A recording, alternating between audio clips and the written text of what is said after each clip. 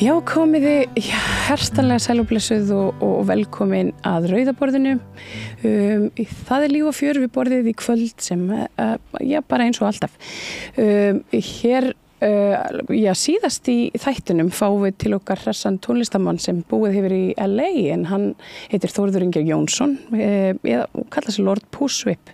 Hann ætlar að ræða við okkur tónlistina og brunan og lífið í LA og bara allt milli himins og jarðar. Ég mæli eindregið með að þið tókið við og fylgjast með honum. Þá það þar á undan það hún Geirdís Hanna Kristjánsdóttir, baráttukona og hjólabúi sem að lenti illa í því þegar hún misti allt sitt í bruna sem varð núna upp á Höfða á stæði hjólabúa þar sem að þau hafa fengið tímabundinn stað. Hún ræðir hérna áfallið og aðgerðaleysi borgarinnar sem mætti segja að sé bara komið langt út yfir þolmörk að minnstakosti samkvæmt Geirdísi. Þá kemur Hans Hektor Hannesson, sálfræðingur, og ræðir við okkur kjaramál stéttarinnar.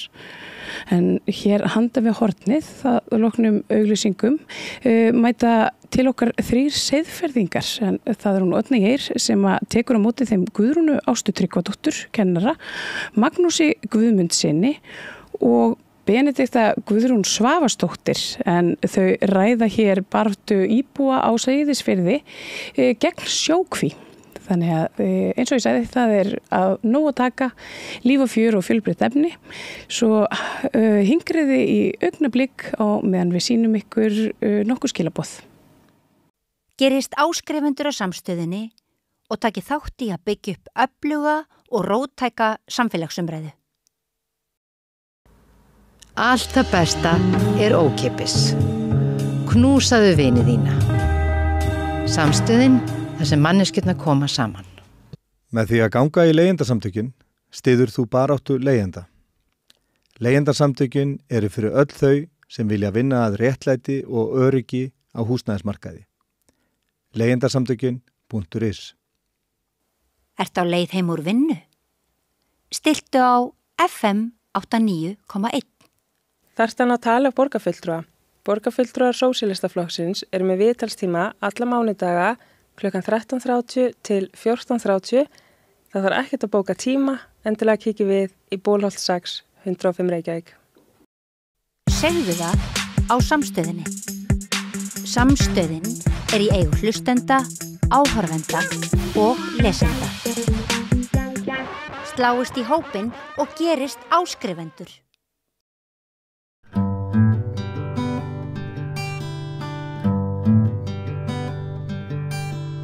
Komið sæl og verið velkomin að rauðaborðinu í samræðu eiginlega landsbyggðina og Ísland allt og framtíðina. Við erum svolítið að tala við núna íbúa sem að láta í sér heyra og eiginlega svona taka málin í sínar hendur.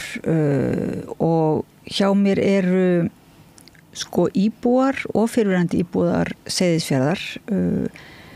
Það Guðrún Ásta Tryggvadóttir, íbúi á Seyðisfirði, sem kennari og þarf að fara í kennslustund eftir smástund, þannig að við ætlum að byrja að spjalla við hana. En hjá mér eru líka Benedikta Guðrún Svavarsdóttir, formaður VÁ, sem félag verndun fjarðar, og Magnús Guðmundsson, félagsmaður í VÁ, sem brottfluttur Seyðisfirðingur, og við ætlum að halda samræðan hérna áfram á eftir. En heyra aðeins í þér, grípi í skottaður Guðrún Ásta áður þú ferði í kennsluna. Þú skrifaði nú ansi magnaða grein í Austurfrétt þar sem að þú ert að lýsa þessum magnaða samtakamætti sem að á Seyðisfirði. Er þetta eitthvað sem að þú bara ert að upplifa svona svolítið einstakt fyrirbæri núna? Já, ég myndi alveg segja það.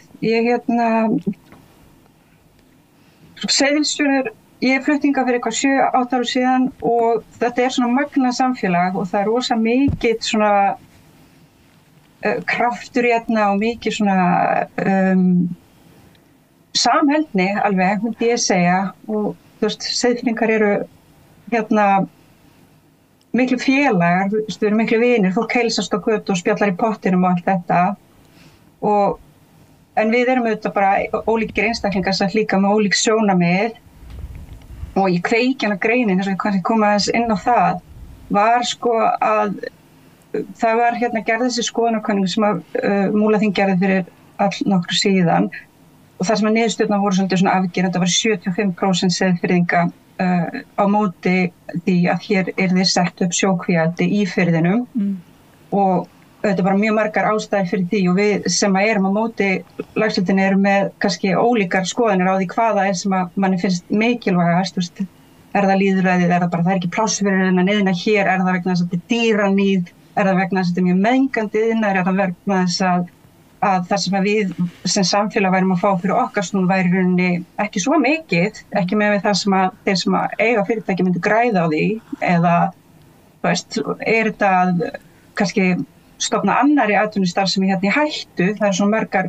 mismunandi skoðanir og svo veit ég að það er einhver sem eru með lagseldinu og svo stuttum fyrir kosninga þá fór ég svona að sjá svolítið víða á samfélagsmiðlum að það væri verið að gera mjög lítið úr niðurstöðum eins og skoðanakannana, það hafði líka verið samstöðufundir þar sem við höfum mörg mætt og ég verið játa, ég er svona, mér finnst oft svolítið svona kvíðavænlegt og erfitt að vera eitthvað mikið að hafa sterkar skoðanir út af við og svona, ég eðli mínu pínu átakafælinn, við erum bara allir vinir, ekki, en svo koma svona málefni sem að þetta er bara, þetta er svo ótrúlega mikilvægt og eins og ég sagði, það er svo mörg sjónarhorn þarna og ég á mín sjónarhorn og ég veit, og ég sé, það var svona ákveðin svona kosninga áróðusvél sem var í gangi og það voru með talsmann Kaldvíkur í framboði og oddvita á lista Sjálfstæðisflokksins og ég sé svolítið fólkur hans ranni kannski verið að tala því máli að þetta sé nú bara ekkit svona, Seyðfirðingar séu almennt ekkit á móti lagseldinu og auðvitað, 75% af þetta þýðir að það séu einhver annar 25% sem hafa aðra skoðun. Svo ég fór bara að skoða þetta aðeins og komst eiginlega að því að við erum bara víst mjög mikill meirihluti sem erum á móti þessari atvinnustarfsemi hér. Mér finnst samt líka mikilvægt að bara við hlustum á aðra og við heyrum önnur sjónarhorn og ég er ekki að segja og við erum ekki með því að ráðast gegn þeim sem að hafa kosið þessa leið fyrir sitt samfélagsskilur. Þannig að geta kannski allavega lítur að vera mjög fáheyrt að það sé 100% samstaða í einu bæjarfélagi eða sveitarfélagi einhverja aðgerð en 75% samstaða er sko örugglega geti bara farið í heimsmetabók Guinness eða það er svo mikið þannig að þá er það spurning af hverju það þá einhver yfirgangur við hinn 25% í þessu máli á meðan að það hefur náttúrulega oft verið meirihluti ýmislegt sem að sveitarfélög eru ekkert margir sveitarfélögum er ekki ánægðir með. Þetta verður eitthvað svona hitamál og þetta er svona fer í þann flokk hitamál á Íslandi að því þetta snertir eins og þú segir svo mörg svið. Þetta er íbúalýðræðið, þetta er umhverfisverndin,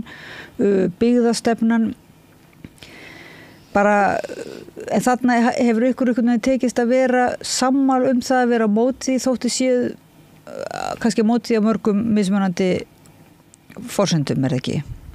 Já, jú. Og er þetta ekki, finnst þér þetta bara svona, ef það verður ekki hlustað af ykkur, eins og þú lýsir líka, þetta er náttúrulega ekki búið að vera í miklu samráði við íbúa, þetta ferli, ákvörðunarferli og undirbúningsferli. Er þetta bara eitthvað svona, ef þetta síðan bara yrði að veruleika, myndir þú þá bara hugsa þig og hvort þú ættir að búa áfram þarna? Sko, ég vil nú ekki eitthvað vera með stórar yfirlýsingar, en ég verð að segja samt, það myndi valda mér rosalega miklum vonbrigðum bara vegna þess að ég vil ennþá geta trúa því að ég búi í lýðræðis samfélagi og það er líka svolítið, það er svo gallað og það er svo rugglað að einhver svona risa stór ákvörðun getur verið tekin þegar lagaraminn er svona óskýr og það lýsir mjög svona vanmáttur og já, bara ekki góðri stjórnsýslu að það sé hvergi ferlinu hægt að segja herri já, hér erum við með svona mikla andstöðu íbúana, við þurfum að skoða þetta betur, við þurfum að skýra lagarma, við þurfum að skýra ferlin áður en að eitthvað svona fyrirtæki getur bara komið og sett sína starfsemi í bakgarðinn okkar, þið vitið, eða bara, já, Þú náttúrulega vinnur sem kennari ég veit ekki hvort ég myndi flytja, þú veist, en ég meina, mér þætti það mjög leitt og mjög miður. Það væri þá mjög erfitt fyrir þess 75% að þurfa hlýta þessari niðurstöðu, sannarlega. Já, það lýsir bara, þú veist, af því að svo finnst mér sko við meirihlutinn hérna, þú veist, skilur fólki sem á móti og hefur tölu fyrir þessu. Mér finnst við regla að vera vændum að vera með yfirgang og hroka. Það lýsir líka yfirgangi og hroka að segja í fyrsta lagi, þið eru ekkert svo mörg, þetta ekki 75%, við tökum ekki mark á þessum skoðanakönnunum, við tökum ekki mark á þessum samstöðufundum, við tökum ekki mark á greinunum sem þið skrifið eða greinunum sem þið skrifið undir, af því það var alveg 140-150 mann sem eru íbúar og Seyðisfirði sem að skrifið undir grein sem birtist á vísi fyrir daginn fyrir kosningar og þið eru kannski að móta en þið eru bara að móta því einhver annar sagði ykkur það af því að við séum ekki færum að taka sjálfstæðar ákvarðanir heldur þetta er svona en þetta þú talar um í greininni þetta flegi í samfélagið já þetta er svona þú talar um þessar dylgjur hvað er erfitt að upplifa það og bara hugsa sér sem kennari ef að kennari myndi koma svona fram við börnin sko að trúa þeim ekki og gera lítið úr því þegar þeir eru að segja frá sínum skoðunum og upplifunum. Það er náttúrulega, þetta er vond upplifun virðist vera að lendi því að mótmæla einhverju og vera gerður ómarktækur eða svoleiðis. Er þá ekki svolítið pressandi að fá svona hvað gengur vel með undirskriftasöfnun? Nú er undirskriftasöfnun í gangi og bara alveg hrúast inn nöfnin. Er það ekki stuðningur, er það ekki bara fólk um allt land sem er að skrifa undir? Jú, það er fólk um allt land og það er fullt að Seyðfirðingum auðvitað. Jú, það er gott að finna samstöðuna og það var það líka þegar greinin birtist þarna daginn fyrir kosningar. Og það var það líka svolítið skýrt að ég sá að það voru svo mörg nöfn á þessu lista bara fólk hérna í bænum að því að bara íbúar bæjarins. Það er rosalega gott og auðvitað þó að ég sé að tala hér um Seyðisfjörð þá er þetta samt líka, þetta er stórt mál, þú veist, fyrir bara Ísland og Íslendinga því þessi starf sem er komin og er að koma á svo marga staði og við erum kannski ekki að ná að staldra við og pæla í hvað er þetta og hvað áhrif hefur þetta til lengri tíma fyrir okkur og auðvitað þurfum við atvinnutækifæri og auðvitað þurfum við einhvern eðnað og mörg atvinnustar sem hefur einhver neikvæð umhverfisáhrif auðvitað, það er þannig, en við erum bara ekki búin að ná að staldra við og vega og meta og það er það sem við þurfum að gera. Hvað er þess virði? Einhverju verður fórnað, en hvað erum við þá að fá í staðinn? Mér finnst þetta bara mjög stór fórn fyrir mjög lítinn hag okkar að ég sjá. En ég verð að fara því að það var hringinn. Kæra þakkir fyrir að koma, samþykkja að koma hérna. Það var svo gott að fá að heyra í þér frá Seyðisfirði, Guðrún Ásta Tryggvadóttir, félagi í Vá og vernd fjarðar. Kæra þakkir fyrir að koma að rauðaborðinu og við sleppum þér og höldum áfram spjallinu hérna. Félagum þínum, bless. Og við hvöttum Guðrún Ástu Tryggvadóttur sem er á Seyðisfirði og í stúdíónu hérna við rauðaborði hjá okkur eru áfram 2 Seyðfirðingar. Það er Magnús Guðmundsson, félagsmaður í þessu sem heitir Vá, svolítið flott nafn, Vá sem er félag vernd fjarðar, verndun eða vernd fjarðar, já. Og Benedikta Guðrún Svavarsdóttir, formaður, hvernig beður þetta, Vás. Bara Vá. Félags vernd fjarðar. Akkurat. En Váið er dálítið flott að því að það er bæði þessi Vá sem er þá hætta og svo Váið sem er upprópunin sem Guðbjörg Jóhannesdóttir heimspekingur hefur talað þetta mikilvæga gagnvart náttúrunni þegar að fólk sem sagt á engin orð yfir fegurðinni heldur en orðið Vá. Akkurat, þetta kom til okkar alveg, var negla. Og þið hafið stofnað þetta svona bara eiginlega kringum þessa Vá sem þið upplifað að sjókvíaldið sé? Já, þetta var þannig að við einhvern veginn bara leið og þessi frummatsskýrsla fyrirtækisins kom út 2020, í nóvember 2020.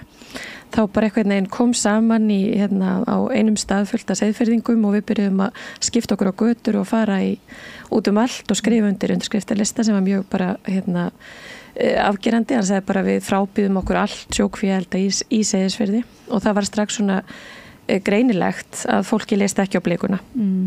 Og við sáum auðvitað að þetta mældist, við fórum yfir listan í gegnum þjóðskrá, þetta voru allt fólk með lögheimili á Seyðisfirði og sáum að þarna var bara meiri hluti Seyðfirðinga sem voru gegn þessum áformum. Þannig að við ákveðum að það yrði að stofna félag, við getum ekki farið í það verkefni sem persónur, heldur yrðum við að vera með eitthvað félagskap, við sáum auðvitað hvernig þetta hafði svona farið í gegn á fjörðunum í kringum okkur.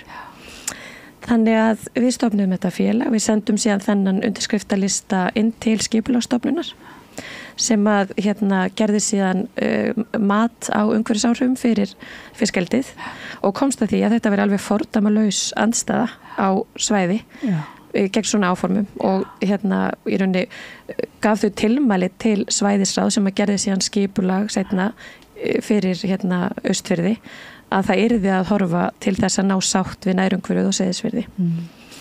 Og svo kannski komum við að því seinna í viðtalinu að það var sannarlega ekki gert og við erum hér enn einhvern veginn á þessu stigi málsins komin á ögurstundu. Já, þannig að maður eiginlega hugsaði með sér þegar að þetta náðist, þessi mikla samstæða, að þá væri eiginlega bara málið dautt en það er svo sannarlega ekki og kannski einmitt var einhverstaðar í að því þetta væri svona bara einhver hópstemning, jafnvel bara svona eins og einhver, hvað er það, heilaþvottur og hystería í íbúum og þannig að það náttúrulega koma mótrökin eins og Guðrún Ásta nefndi og svona kemur þessi svona sannfæringarkraftur að þessi 75% hafi rangt fyrir sér. Já, þessi skoðanakönnun sem kemur síðan seinna, hún kemur 2023 og er framkvæmd af sveitafélaginu og bara þetta svæðisráð vann tillögu fyrir svæðið og skipulagði og létir unni sjókvíaeldisfyrirtækin fá öll þau svæði sem við vildu óskuðu.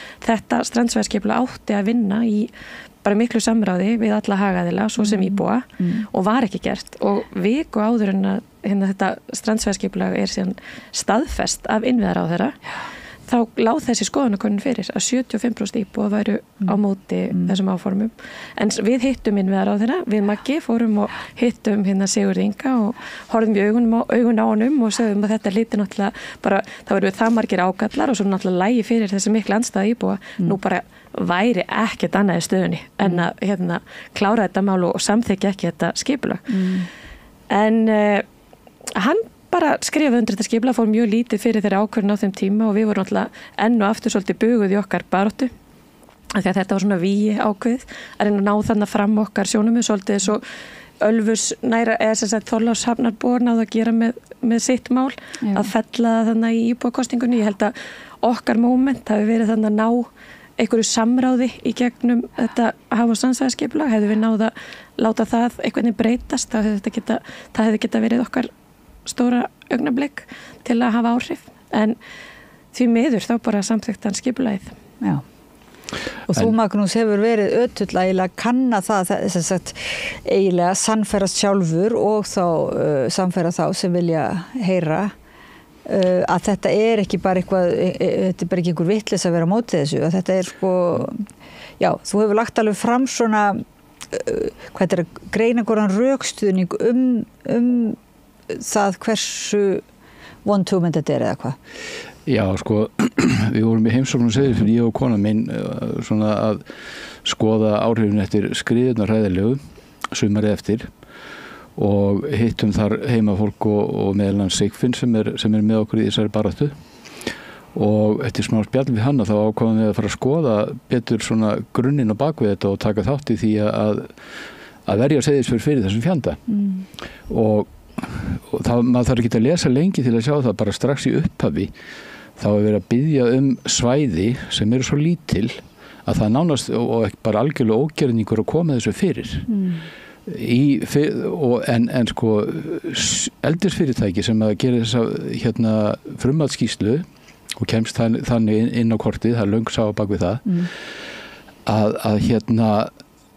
að sko það hunsar í raun og veru öll rauðu ljósin og öll atriðin í Seyðisfirði sem að komi í veg fyrir þetta sé hægt. Þau gera lítið úr allir náttúruvá.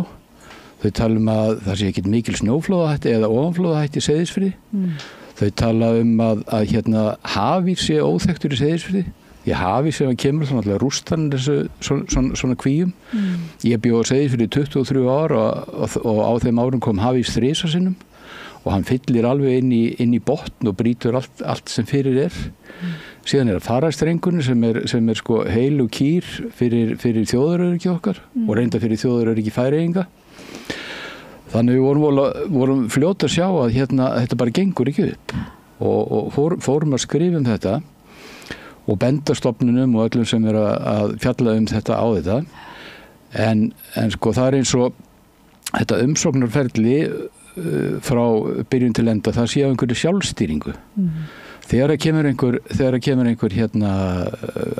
gáli athugasemd það að það sé ekki hægt að gera þetta út af þessu, þá kemur bara eitthvað svar, já, það getur vel verið en við gerum bara mótvægisaðgerðir.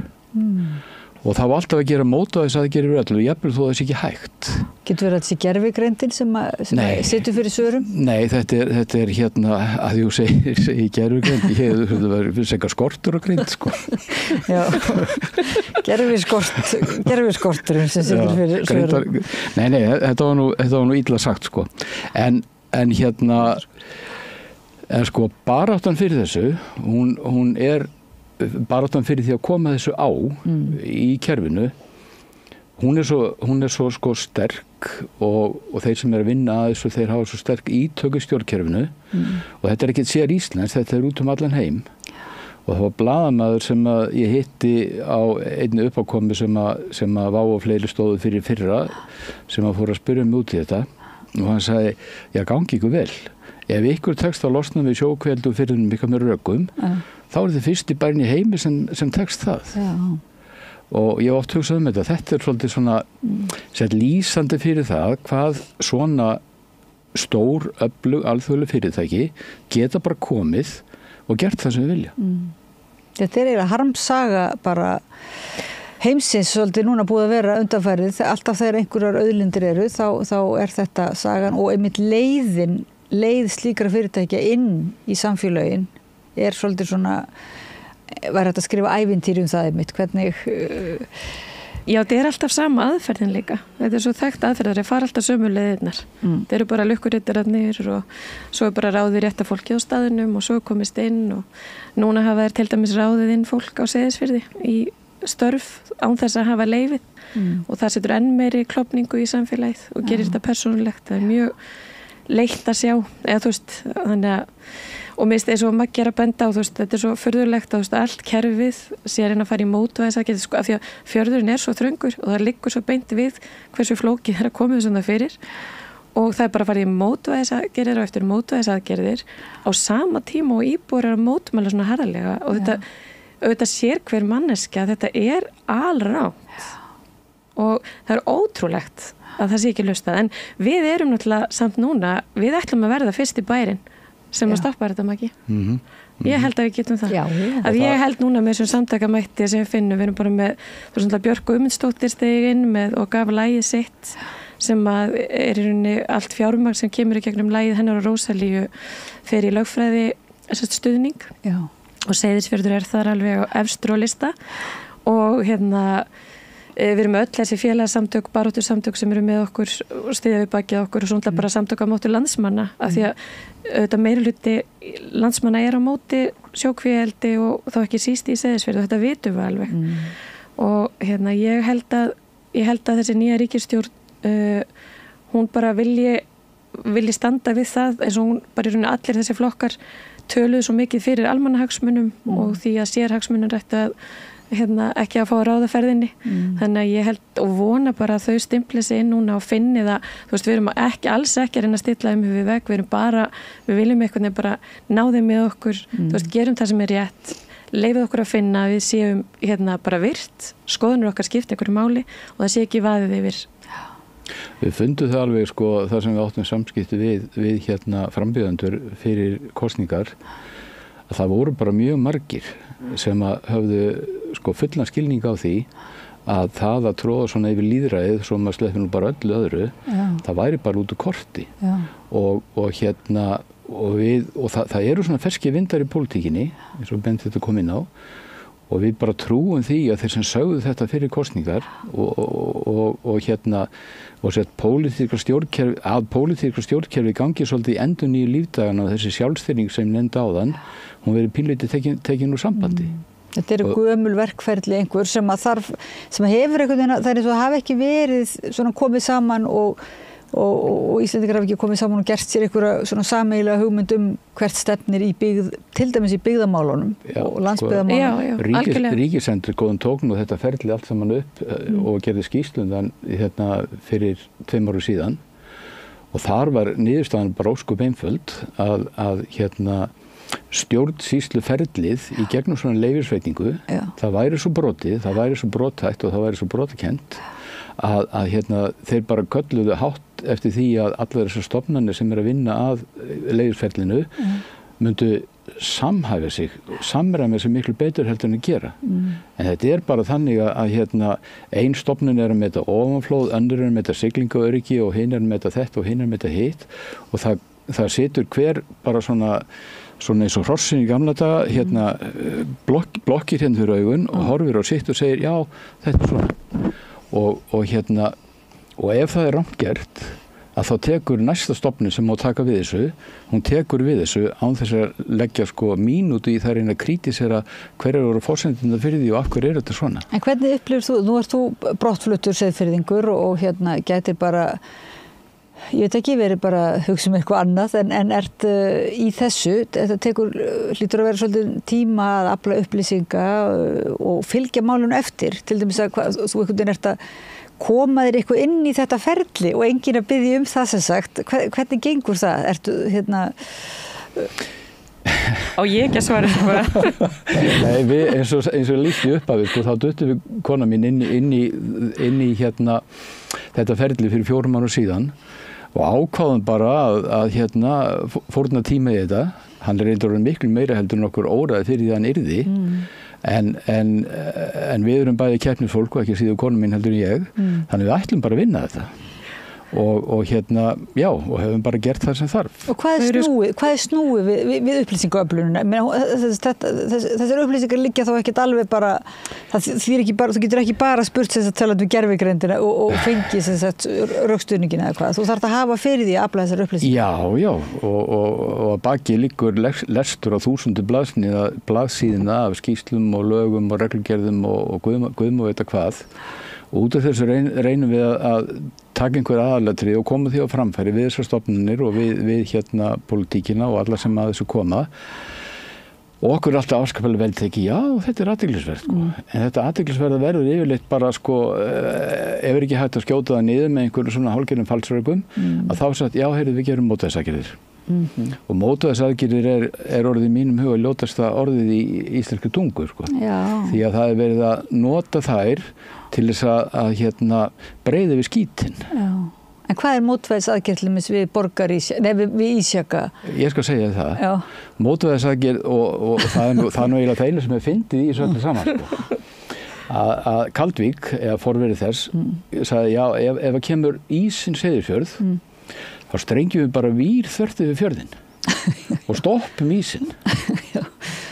Nú, ef þetta eru hafís þök, þar er bara, ef hafís kemur og fyllir fjörðinn, eins og hann hefur oft gert, þá ætlum við að losa kvíarnar og sigla með þær og draga þeirra drösla þeim inn í fjarðarbotn vegna þess að þar eru öryggi fyrir hafísnum.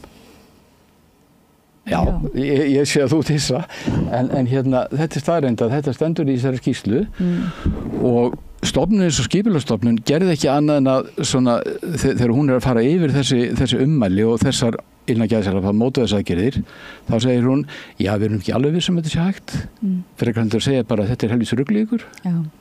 Þannig að það er þetta hálfkák í viðbröðum. Eru það stofnanirnar á vegum sem að sveitastjórnin leitar til eða svona íslensku batteríur sem að koma með þessar mótvægisaðgerðir eða hvað? það er ekki fyrirtæki sjálft? Bæði, já. Það vill nú oft brenna við á Íslandi að spurja sko hagsmunaaðilar sem verið að semja við svona mál sko.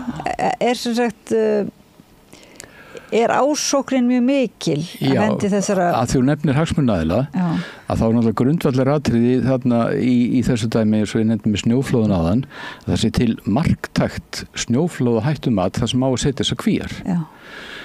Og í lögum segir að skipulagsstofnun eigi að biðja slíkt áhættumat þegar skipulagið gert. Og það var ekki gert en í staðinn þá fekk Kaldvík, sem hagsmunaaðilinn, að biðja Veðurstofan sitt eigið áhættumat. Og það var gert, og það er akkurat þetta sko, það er hagsmunaaðilinn sem fær að stússast í þessu en ekki hið opinbera. Kaupir einhvers konar álit. En af hverju veitir Veðurstofan slíkt? Sko, það er svolítið skrítið, ekki? Já, sko, hérna, í fyrsta lagi að þá á að gera ofanflóðahættumat fyrir alla eldi stöðina. Það sé ekki bara kvíarnar, þetta prammana sem þarna, hætt á því að akkeriferstingarnar losni, hætt á því að fóðurlagnir sem liggja á yfirborðinu tæti til sundur og allt fari í klessu. En Kaldvík sá ekki sóma sinni í öðru en að biðja áhættumat fyrir mannslíf sem væru að vinna við sem sagt bara kvíarnar. Og Veðurstofan hún gerði þetta áhættumat, tók það framreyndar að það var ekki gert fyrir annað heldur en bara mannslíf sem væru að stússa við þessar kvíar. Svo er þetta áhættumat lagt fram og það er lagt fram eins og þetta sé bara fullkomið. Og ég hef ekki séð það að stofnanirnar sem að sýsla með þetta geri gagnrýna athugasemd við þetta. Annað er það að áhættumat siglinga það er líka gert sko í umboði Kaldvíkur. Kaldvík fær að ráða sér verkfræðsskrifstofu sem að gera áhættumat siglinga. Reyndar eftir einhverjum reglum og leiðbeiningum frá opinberum stofnunum en þú getur bara ímyndað þér sko þegar Kaldvík er kaupandinn og er yfir öxlin á þeim sem er að gera áhættumatið þá hlýtur það að taka mið af því hvað kaupandinn vill. Það er bara mannlegt eðli. Og gleymum því ekki að áhættumat siglinga var unnið af sömu ráðgjafa skrifstofu fyrir vegagerðina meðan að haf- og strandsvæðisskipulagsgerðin var en það fór bara ofan í skúfu og síðan fekk Kaldvík að keypti frá sömu stofu áhættumat siglinga en það var bara eitthvað allt annað áhættumat siglinga. Þannig að við skiljum ekki ennþá hvernig fjörðurinn náði að breytast svona mikið. Nei. Og meir en það að það búið að gera svona áhættumat fyrir í djúpinu líka og við vorum svolítið hrifin á niðurstöðu þess áhættumat vegna það var svo varfærið gagvat siglinguöryggi og ýmsir fleiri og bara bundum vonum við það að sambærilegt áhættumat að segja fyrir við bara drepa hugmyndin endanlega en þegar það kemur út þá er bara búið að þrengja allar viðmiðanir. Þar sem áður var talað vestur í djúpi að skip mætti ekki sigla nær kvíum heldur en eða sjókveldistöðum heldur en 200 metra munum datt til hugar að lækka þannig í 50 metri Seyðisfirði.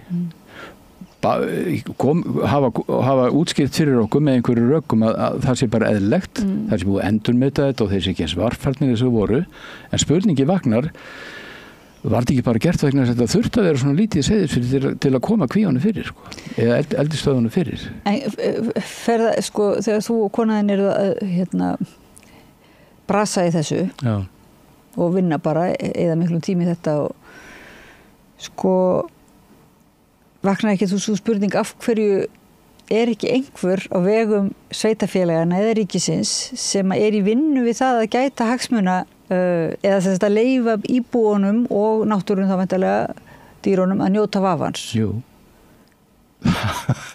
Við spyrjum okkur aftur því af hverju þurfum við að vera að gera þetta?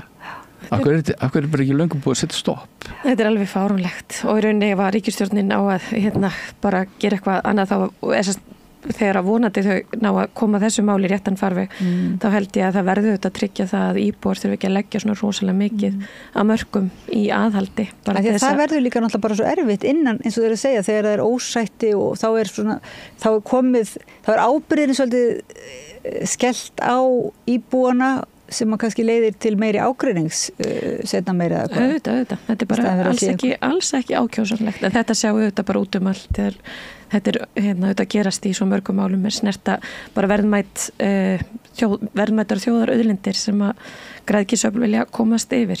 En nú þegar einhverju segja hvað voru er eitthvað neikvæð að vera að finna allt þetta til og vera að mæla einhverjar tína til einhverja sentimetra meðan þetta virkilegt tækifæri, þetta uppbyggingar tækifæri og hvað hafið þið svo sem annað að bjóða þetta á Seyðisfirði ef að þið sleppið þessu fína það nefnilega stóra máli, þú veist, hugsið ykkur 10.000 tonn af eldiskvíum, þú veist brjálæðislegt inngrip í náttúru og lífríki sko rosalegt, við vitum það, við þurfum ekki bara að hætta að tala þann skaða fyrir náttúrun og lífríki sem þetta veldur og að alltaf fórna því fyrir einhver fáein störf svo galið, þú veist, þannig ég á svo bátt með að skilja okkur í rauninni fólk vill rétta þessum stórfyrirtækjum þessa auðlind. En það ekki líka þannig að þið eruð ekkert eitthvað deyjandi samfélag, Seyðisfirði? Jú, svo náttúrulega, þú veist, ég veit að þetta, þú veist, og þegar fiskvinnslan lokaði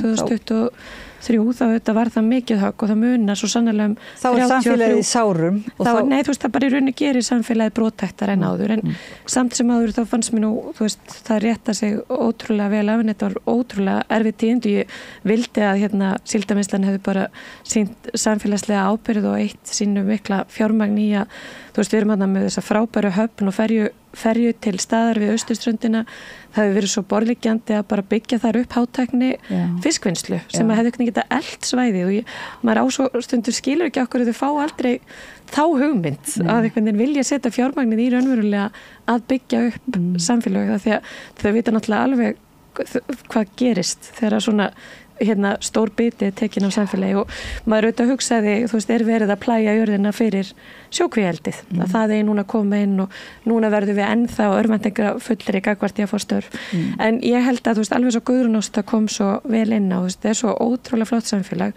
og það svo mikil uppbygging og það ungt fólk að flytja þannig að síðustu 3 hús sem voru keypt á Seyðisfirði var bara fólk milli 25 og 35 sem maður vill setjast þarna að því að þetta sko, samfélagið hefur aðdráttarafl og ég held að það sé það sem að mörgum minni bæjarfélögum hefur ekki tekist að skapa af því að, þú veist, segjum að þú vilji færa sérfræðistörf eða, þú veist, búa eitthvað staðar annar staðar og vera í fjarvinnu eða hvað sem þá þarf fyrsta lagi bærin að hafa aðdráttarafl og búa yfir einhverju menningu og einhverju, þú veist, langi að vera þar og það Seyðisfirði með og þess vegna eru svo mörg tæki frá Seyðisfirði og við megum ekki hugsa svona smátt, verðum að hugsa lengra og ég held einhvern veginn, ég hugsa oft þú veist, gömlu húsin sem að Seyðfirðingum tókst að venda með kjafti og klóm og það þurfti sannarlega mikið til einmitt aftur frá íbúum að venda húsin og venda menningar verðmætin og það verður auðvitað margir á móti því á sínum tíma en ég held að, þú veist, einhver bara burt með þetta eru bara, skiptir einhver máli og nú ætlum við að byggja nýtísku hús og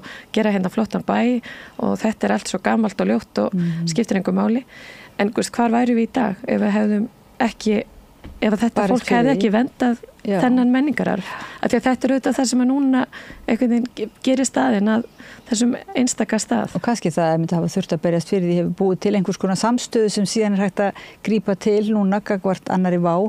Það mikið svona einmitt samfélagsauður á þessum stað og menningarauður og hefði einmitt verið svo áhugavert að sjá síldarvinnslu eitthvað á staðinum, eitthvað gert til dæmis með íbúum sem sagt ég vil bara í eigu íbúa eitthvað svolítið, það svo sá valkostur einhvern veginn sé aldrei kannaður sko.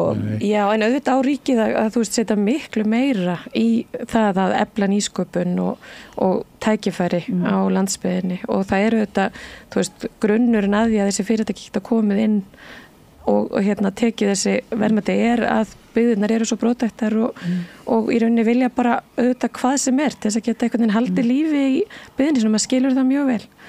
Sjókvíeldi ekki þessi nýsköpun sem þeir eru að bíða eftir. Þetta bara náttúrulega algjör fortíð og tímaskekkja og minnst einhvern veginn við heldum verðum að hætta að tala einhvern veginn við vitum það alveg. Þú veist, það eru það í milljónum manns út allan heim að berjast gegn þessu, þú veist, öllustum og við að horfa til Noregs þar sem við að loka ánum og sjá bara við ætlum ekki að fara í þetta, við ætlum ekki að enda þarna.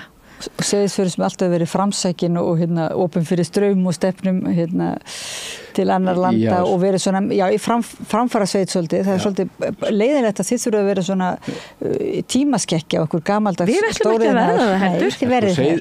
Seyðisfjörður núna er allt annar samfélag heldur en það var þegar ég fluttið að síðustu aldamót og að ég tala nú ekki þegar ég fluttið þangað í lok 8. áratugarins. Þá var Seyðisfjörður svona, á þeim tíma var Seyðisfjörður svona hefðbundin með mikla útgerð, óhefðbundin að því leyti til að það var mjög mikil járniðnaðar.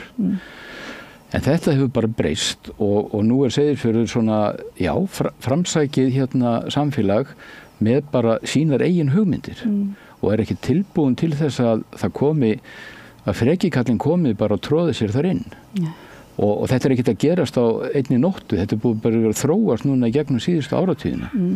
Og ég stundur spurður að af hverju vilja Seyðfirðingar hafna þessari atvinnuuppbyggingu og eru Seyðfirðingar á móti því að það komi atvinnuuppbygging og svarið bara nei. Og Seyðisfjörður er alls ekki deyjandi samfélag, það er bara samfélag sem er að byggja sig sjálft upp á allt öðrum forsendum heldur náður.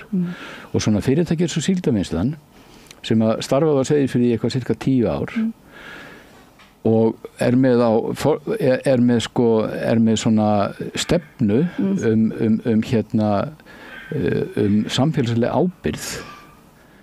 Ég get ekki séð og það tekið fram að þau vilja taka ábyrgð á samfélögunum sem þau vinna í og svo er ábyrgðin ekki meira en svo að bara einn góðan veðurdag er bara sagt nú ætlum við bara að loka, takk og bless og það er ekki bara verið að loka frystihúsinu heldur hefur störfum Seyðfirðinga eða innbyggjara Seyðisfjarðar á skipinu sem ennþá ber nú sitt heiti og sína einkennistafi að þeim fækkar alltaf og þess vegna hefði ég allavega vilja sjá það að auðvitað getur Síldarvinnslan og hvaðan að fyrirtæki breytt sinni starfsemi en ef þau meina eitthvað með því að vera með samfélagslega ábyrgð þá eiga þau þá að taka ábyrgð á því að hjálpa fólki að komast yfir þessa stór breytingu.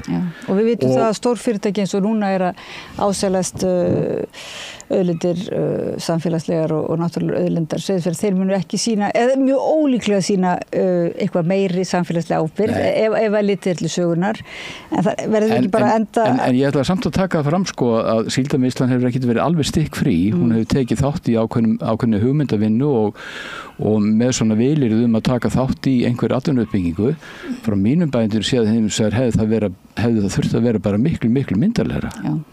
Eigum við ekki samt að loka Það hefði þá verið mótvægisaðgerð. Það hefði verið alveg mótvægisaðgerð. Mótvægisaðgerð er fyrir að breytast í því. Það er ekki bara einhver vír en tíminn okkar er búinn. Já, en okkar bara enda og segja bara, ég held að það sé rosalega mikilvægt samt að, þú veist, við Seyðfirðingar, ég held að sé mikilvægt að Austfirðir og við þessi samfélag fyrir austan, þú veist, fáum bara einhvern veginn virðum hvort annars, þú veist, sérstöðu og það þó svo að við séum að mótmæla þessu núna, þá er það ekki einmitt eins og Guðrún Ásta kom inn á svo flott í sínu spjalli að þú veist, þá erum við ekki að gagnrýna neinn annan, það fá allir að hafa sína skoðun og við verðum einhvern veginn að gera þetta í einhverju sátt og passa einhvern veginn að þetta verði ekki þú veist, og nú verður ríkisstjórn held ég þess vegna að stíga sterkt inn og við getum ekki haft þessa ákvörðun ef hún auðvitað eðlilega vill núna bara setja þetta komast inn í þennan málaflokk áður en við gefum út ný leyfi sem er mjög eðlilegt en við viljum heldur ekki hafa þetta hangandi yfir okkur í einhver ári viðbót þessa mögulega leyfisveitingu. Það þarf samráð og það þarf samræðu. Það þarf að vernda Seyðisfjörð. Það þarf bara að setja inn ákvæði í næstu lög lagareldi. Og vernda lýðræði líka í leiðinu. Já, við setjum Seyðisfjörð í verndunarflokk. Og þið minnið á undirskriftalistinn fara inn á váfélag.is endilega skrifa ykkur á undirskriftalistan ef þau eru ekki búin að því og segja öllum kringum ykkur að gera það og síðan erum við með athugasemd sem má senda inn til MAST sem má afrita og senda inn og því meira sem MAST fær af athugasemdum því betra. Þannig að hlustendur áhorfendur við höfum heyrt sjónarmið 3 Seyðfirðinga á Ögurstundu. Við heyrðum í Guðrúnu Ástu Tryggvadóttur sem þurfti síðan að skjótast frá til að klára kennslu og hér við rauðaborðið sitja þau Magnús Guðmundsson og Benedikta Guðrún Svavarsdóttir. Hún er formaður VÁ og þeir eru bæði félagar og ötulir baráttumenn fyrir verndun Seyðisfjarðar. Kæra þakki fyrir að koma. Takk fyrir okkur. Takk fyrir okkur. Og gangi ykkur vel og gangi okkur vel öllum Íslendingum í þessu, eða öllum, já. Hlustendum og áhorfendum þakka ég kærlega fyrir að vera með okkur í þessari samræðu og Pétur Fjellsted fyrir að varpa henni til ykkar. Þakka fyrir í dag. Ég heiti Oddný Eir. Gerist áskrifendur á Samstöðinni og taki þátt í að byggja upp öfluga og róttæka samfélagsumræðu.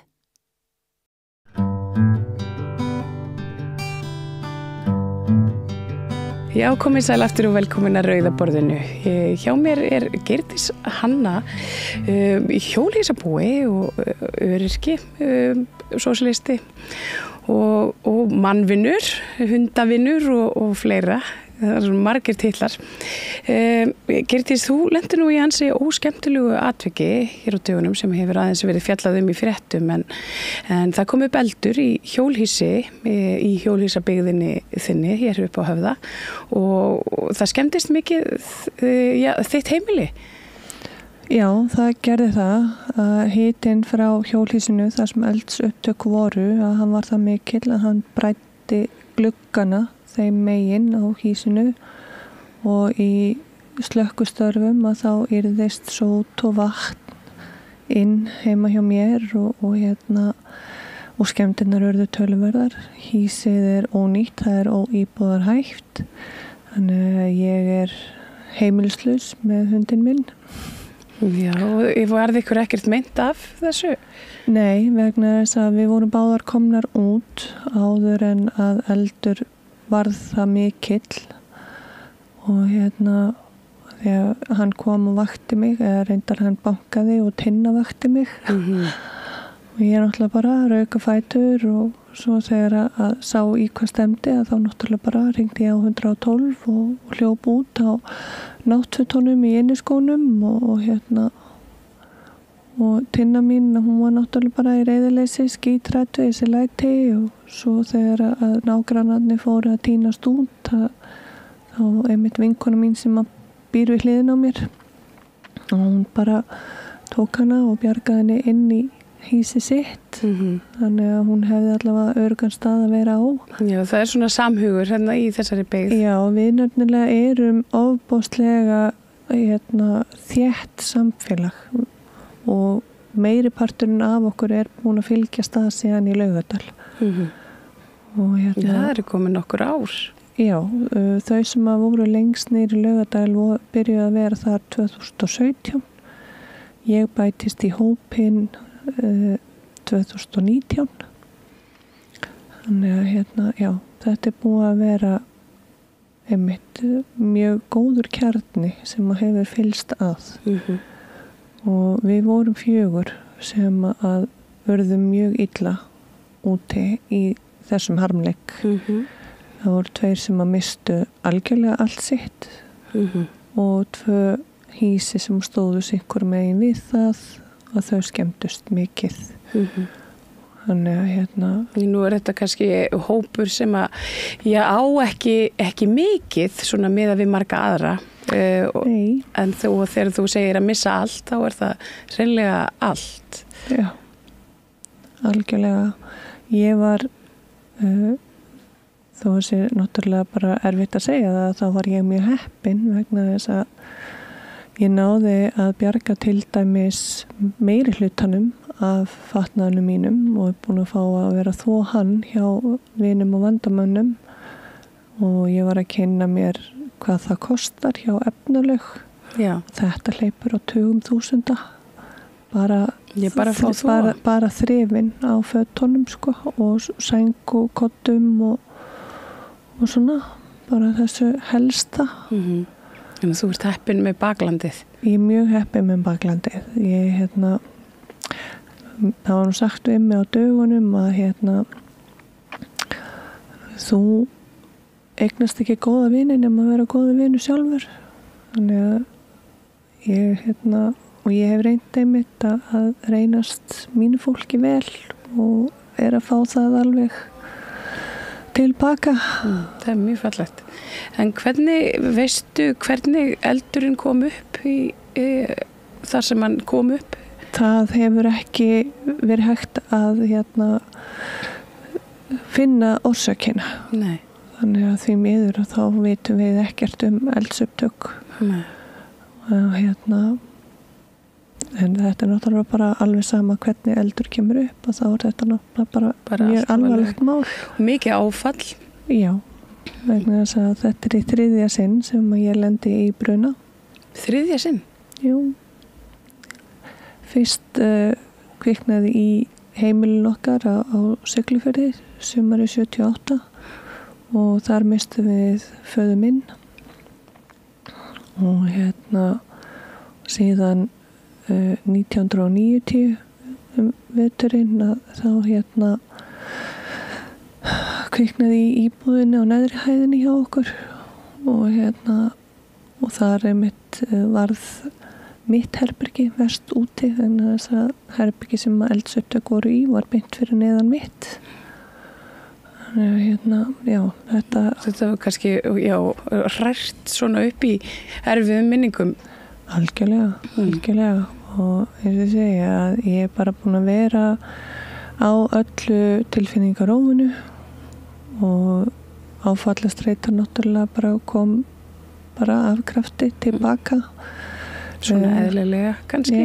Já. Og ég það hefur komið fyrir að ég hef bara hugsað til hvers að halda áfram. En sem betur fer þá stoppaði það í hugsun. Já, sem betur fer segja með þér. En þetta auðvitað, það hefur ekki verið auðvelt að búa í hjólhýsi, hvorki í Laugardalnum né hér upp á Höfða. Nei, vegna þess að það hefur ríkt svo mikil óvissa. Og þrátt fyrir að Reykjavíkurborg hafi einmitt fullviss okkur það að þarna ættu við bara að vera til bráðabirgða, þá erum við samt búin að vera þarna síðan 16. júní 2023. Já. Og var okkur lofað því að þetta yrði bara tímabundið í 8 til 12 vikur. Ég veit ekki hvaða mælikvarða þau nota en 8 til 12 vikur hjá mér eru löngulinar. Og oft mér sé. Mjög oft, já. Og ég vil meina það að ef þeir hefur bara staðið við stóru orðin og farið strax í framkvæmdir við að finna fyrir okkur svæði. Við erum búin að benda á örugglega 15-20 svæði sem að kemur til greina. Þar sem að við gætum einmitt haft rýmra bil á milli okkar, en þess að 4 metrar sem að eldvarnar eftirliti sett okkur niður í Laugardal, það dugar ekki þegar að svona kemur upp á. Það þarf svo lítið. Það var ekki nema bara örlítill andvari og þið sjáuð aflingarnar því. Og það eru 4 hjólhýsi sem verða þarna fyrir skemmtum eða altjóni. Já. Og segðu mig, hvað eru þið mörg? Við höfum verið þarna núna undanfarið 15 til 20 hýsi. Já. Þannig að þetta er svona 1/4, 1/3 sem að fer þannig mjög illa úti. En hvað tekur núna við? Ég meina, þú ætlar að halda áfram? Ég ætla að halda áfram. Ég að bíða eftir að fá einhver svör og viðbrögð frá tryggingunum mínum, bara hvað ætla að meta allavega hýsi mitt á, en þess að ég hef bara ekki treyst mér til þess að fara almennilega í gegnum innbúið. Ég fór og ég tók fötin mín og það sem að tilheyrði tinnu og er búin að vera að fara yfir raftækin mín sem að ég átti þarna inni sem að bara ekki nokkuð leið að bjarga vegna þess að þar eru bæði sót og vaskemdir. Ég keypti mér nýja dínu til dæmis í fyrra sumar og hún er ónýt og eitt og annað og tré og plast og leður, þú nærði ekkert svona lykt úr því. Nei. Þannig að það er allt ónýtt. Þannig að það er bara... Stendur þá á svörum frá tryggingafélaginu eða? Ég er búin að reyna að ná í fulltrúan sem að sagði að hann væri komið með mitt mál á sitt borð og sendi síðast bara almennan póst á tryggingafélagið þar sem ég sagði að ég næði bara hreinlega ekkert á þessum einstakling og ég vildi fara að fá sko einhver svör hvað hvernig þessu máli ætti að lykta af því að mér finnst það ekki liggja það mikið á því að þeir fái sko lista yfir verðmat innbús því að það er hægt að meta hýsið sérstaklega sko því að það er náttúrulega hryllilega vont, ég meina ég orðin 50 og að eiga hvergi heima, geta hvergi höfði sínu hallað, vera á stofunni hjá vinum og ættingum að já. Já, þetta tekur á. Já. Ég get vel ímyndað mér það. Það, svo við kannski ræðum aðeins aftur aðbúnaðinn upp á Höfða. Nú hefur þú verið mjög gagnrýnin á borgaryfirvöld einmitt vegna hans, en það eru vatn af einhverjum skornum skammti, var það ekki? Það var til að byrja með að þá höfðum við eingöngu aðganga köldu vatni. Þannig og það eru sko 2 sturtur á svæðinu en það er ekki hægt að nýta þær vegna þess að þegar hitatunkunum var settur upp þá var ekki hægt að tengja hann í sturturnar. Já. Þannig að við erum bara með heitarennandi vatn í vöskum sem og það eru hann 2 salerni en þetta er aðstæða sem ég nýti mér ekki en þess að ég er með þessa aðstöðu inn í mínu hýsi. Við fengum frá borginni þvottavél og þurrkara sem við höfðum aðgangað. Þannig að við gátum þá allavega sko, ég fór hann kannski einu sinni á hálfsmánafresti eða einu sinni í mánuði, allt eftir hvað ég þurfti. Og þannig að það er ekki eins og ég sé að nýta þessa aðstöðu í tætlur sko. Nei, það er ekki eins og því sé að biðja mikið, en hvert heldur að framhaldi verði núna á svæðinu? Hafið þið fengið eitthvað viðbröð frá borginni? Engin. Ekki neitt? Ekki neitt. Mér finnst það skammalegt. En mér hefði náttúrulega bara fundist eðlilegast að borgarstjóri sjálfur hefði séð sóma sinn í því að setja sig í samband við okkur vegna þess að það er einmitt hans tregða sem að hefur orðið þess valdandi að hann bara lokaði lás gagnvart okkar málaflokki og sagði að sko svona byggð væri ekki vel séð og einmitt sko teiknaði okkur upp eins og sko þessi gamla ímynd af trailerpark út í Bandaríkjunum. En svona byggð er til allstaðar í heiminum þar sem býr bara venjulegt fólk. Allt frá láglaunafólki og upp í millistéttar og jafnvel hátekjufólk vegna þess að þetta fólk kýs þennan lífstíl, minimalískan lífstíl þar sem það getur leyft sér meira og sem öryrki að búa svona hef ég í raun og veru í fyrsta skipti síðan ég fór inn á örorku efna því að lifa út mánuðinn og leyfa mér. Fara og heimsækja strákana mína norður á Akureyri, heimsækja nýja barnabarnið mitt sem fæddist í október síðastliðnum. Og ég einmitt hafði tök á því að gefa sjálfur mér það í 5. afmælisgjöf að fara og heimsækja vinkonu mín út í Tenerife og að fara núna í lok febrúar. Ég get stundað íþróttina mína, keilu, án þess að þurfa einmitt að nurla og sko neita mér mat eða líf til þess að einmitt stunda þetta. Svo er þetta bara álagi sem fylgir því að vera á húsnæðis eða leigumarkaði?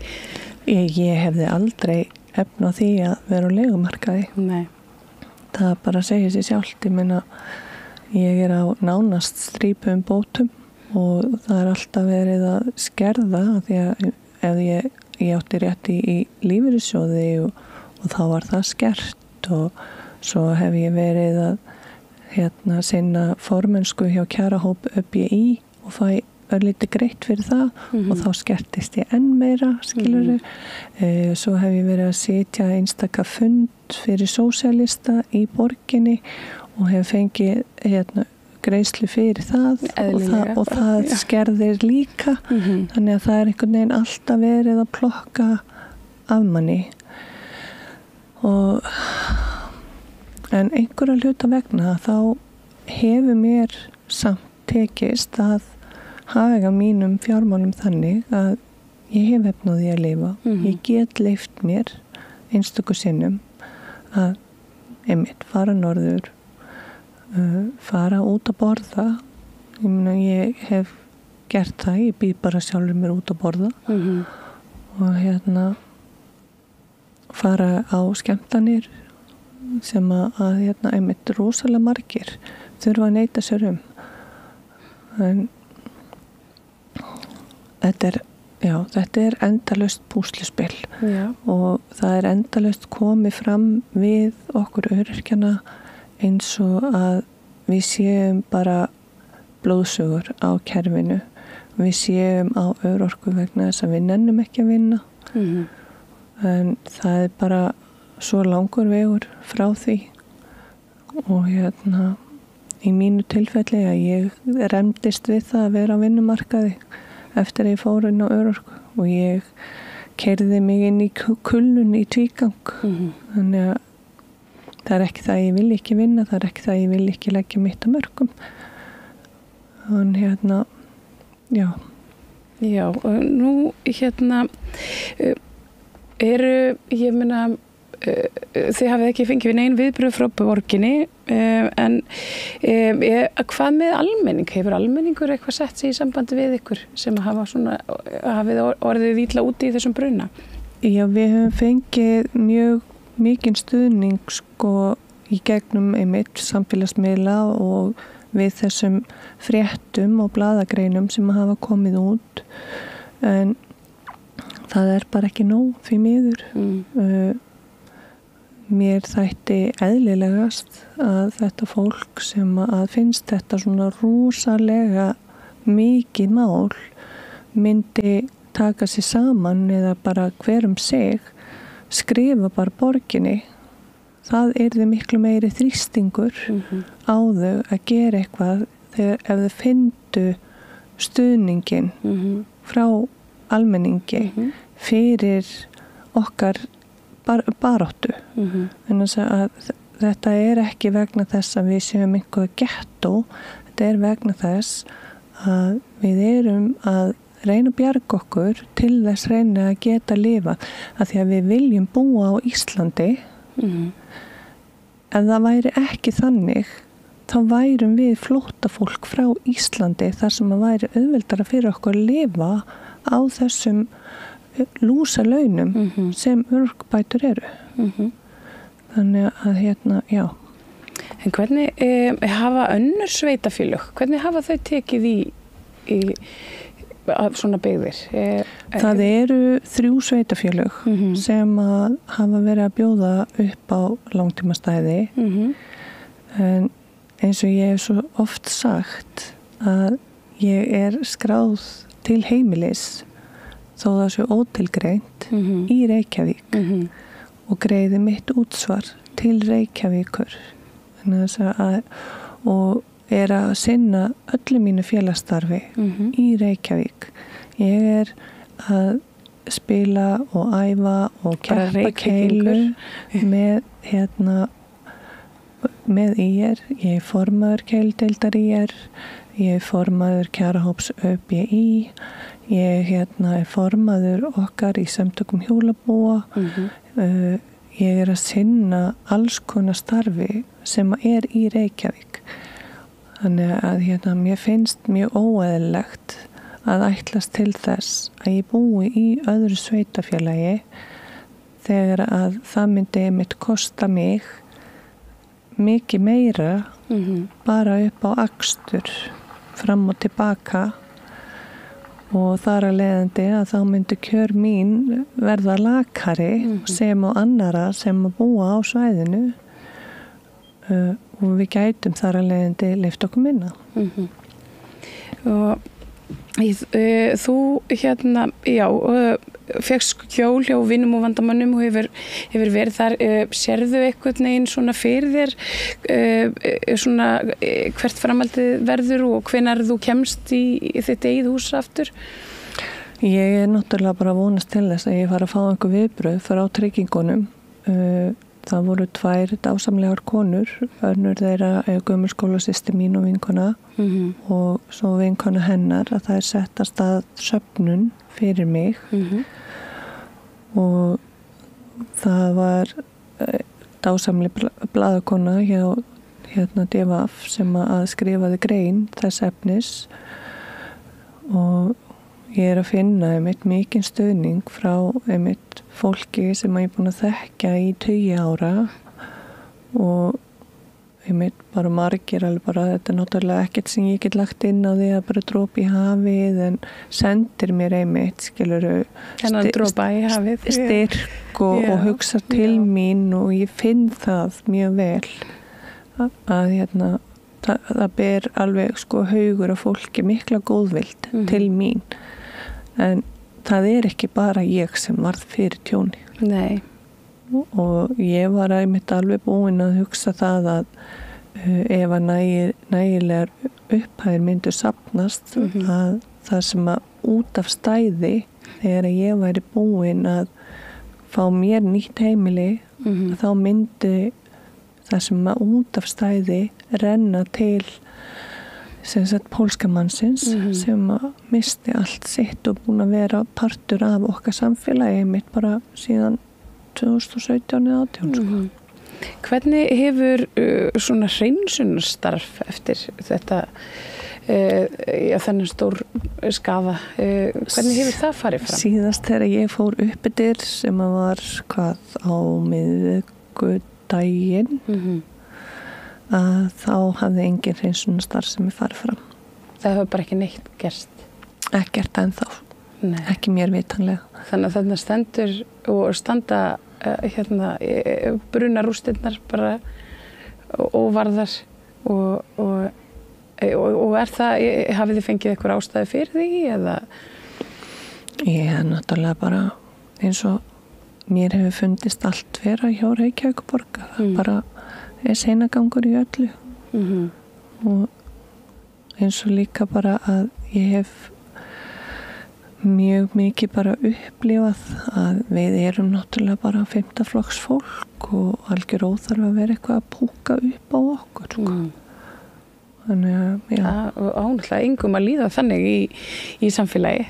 Nei. Í samfélagi sem kennir sig við velferð og og svona manngæsku það er bara alveg ótrúlegt. Já. En hvernig með rannsókn á bara tildrögum slys og svo einni þetta sem þú nefndir með metrana á milli hýsana og hvort það hefði verið hægt að koma í veg fyrir brunan, ég meina heldur til dæmis að borgin geti verið bótaskyld? Já, ég veit það ekki en mér finnst bara allt í lagi að kanna það og Hefur það eitthvað verið skoðað? Nei, það hefur enginn gengið í það enn og ég bara hef bara verið upptekinn við annað. Ég bara búin að vera að reyna svolítið að hlúa að mér og bara reyna að halda sönsum. Og heilsunni. Já, sem að einmitt ekkert búin að vera neitt rosalega góð. Ég stiftist öll út í herpes af álagi og ég bara þakka fyrir að meðan ég man að taka lífin mín á hverjum degi og já. Akkurat. Þetta er mikið álag. En við fáum að fylgjast með framvindunni hjá þér, Girdís Hanna Kristjánsdóttir, hjólabúi og baráttu kona fyrir betri heimi. Það er gott að sjá þig og bara því þakka kærlega fyrir að vera hérna með okkur og deila þessu með okkur. Takk kærlega fyrir að hafa mig. Já, takk. Og þá gefið það meira hér handa með hornið. Gerist áskrifendur á samstöðinni og taki þátt í að byggja upp öfluga og róttæka samfélagsumræðu.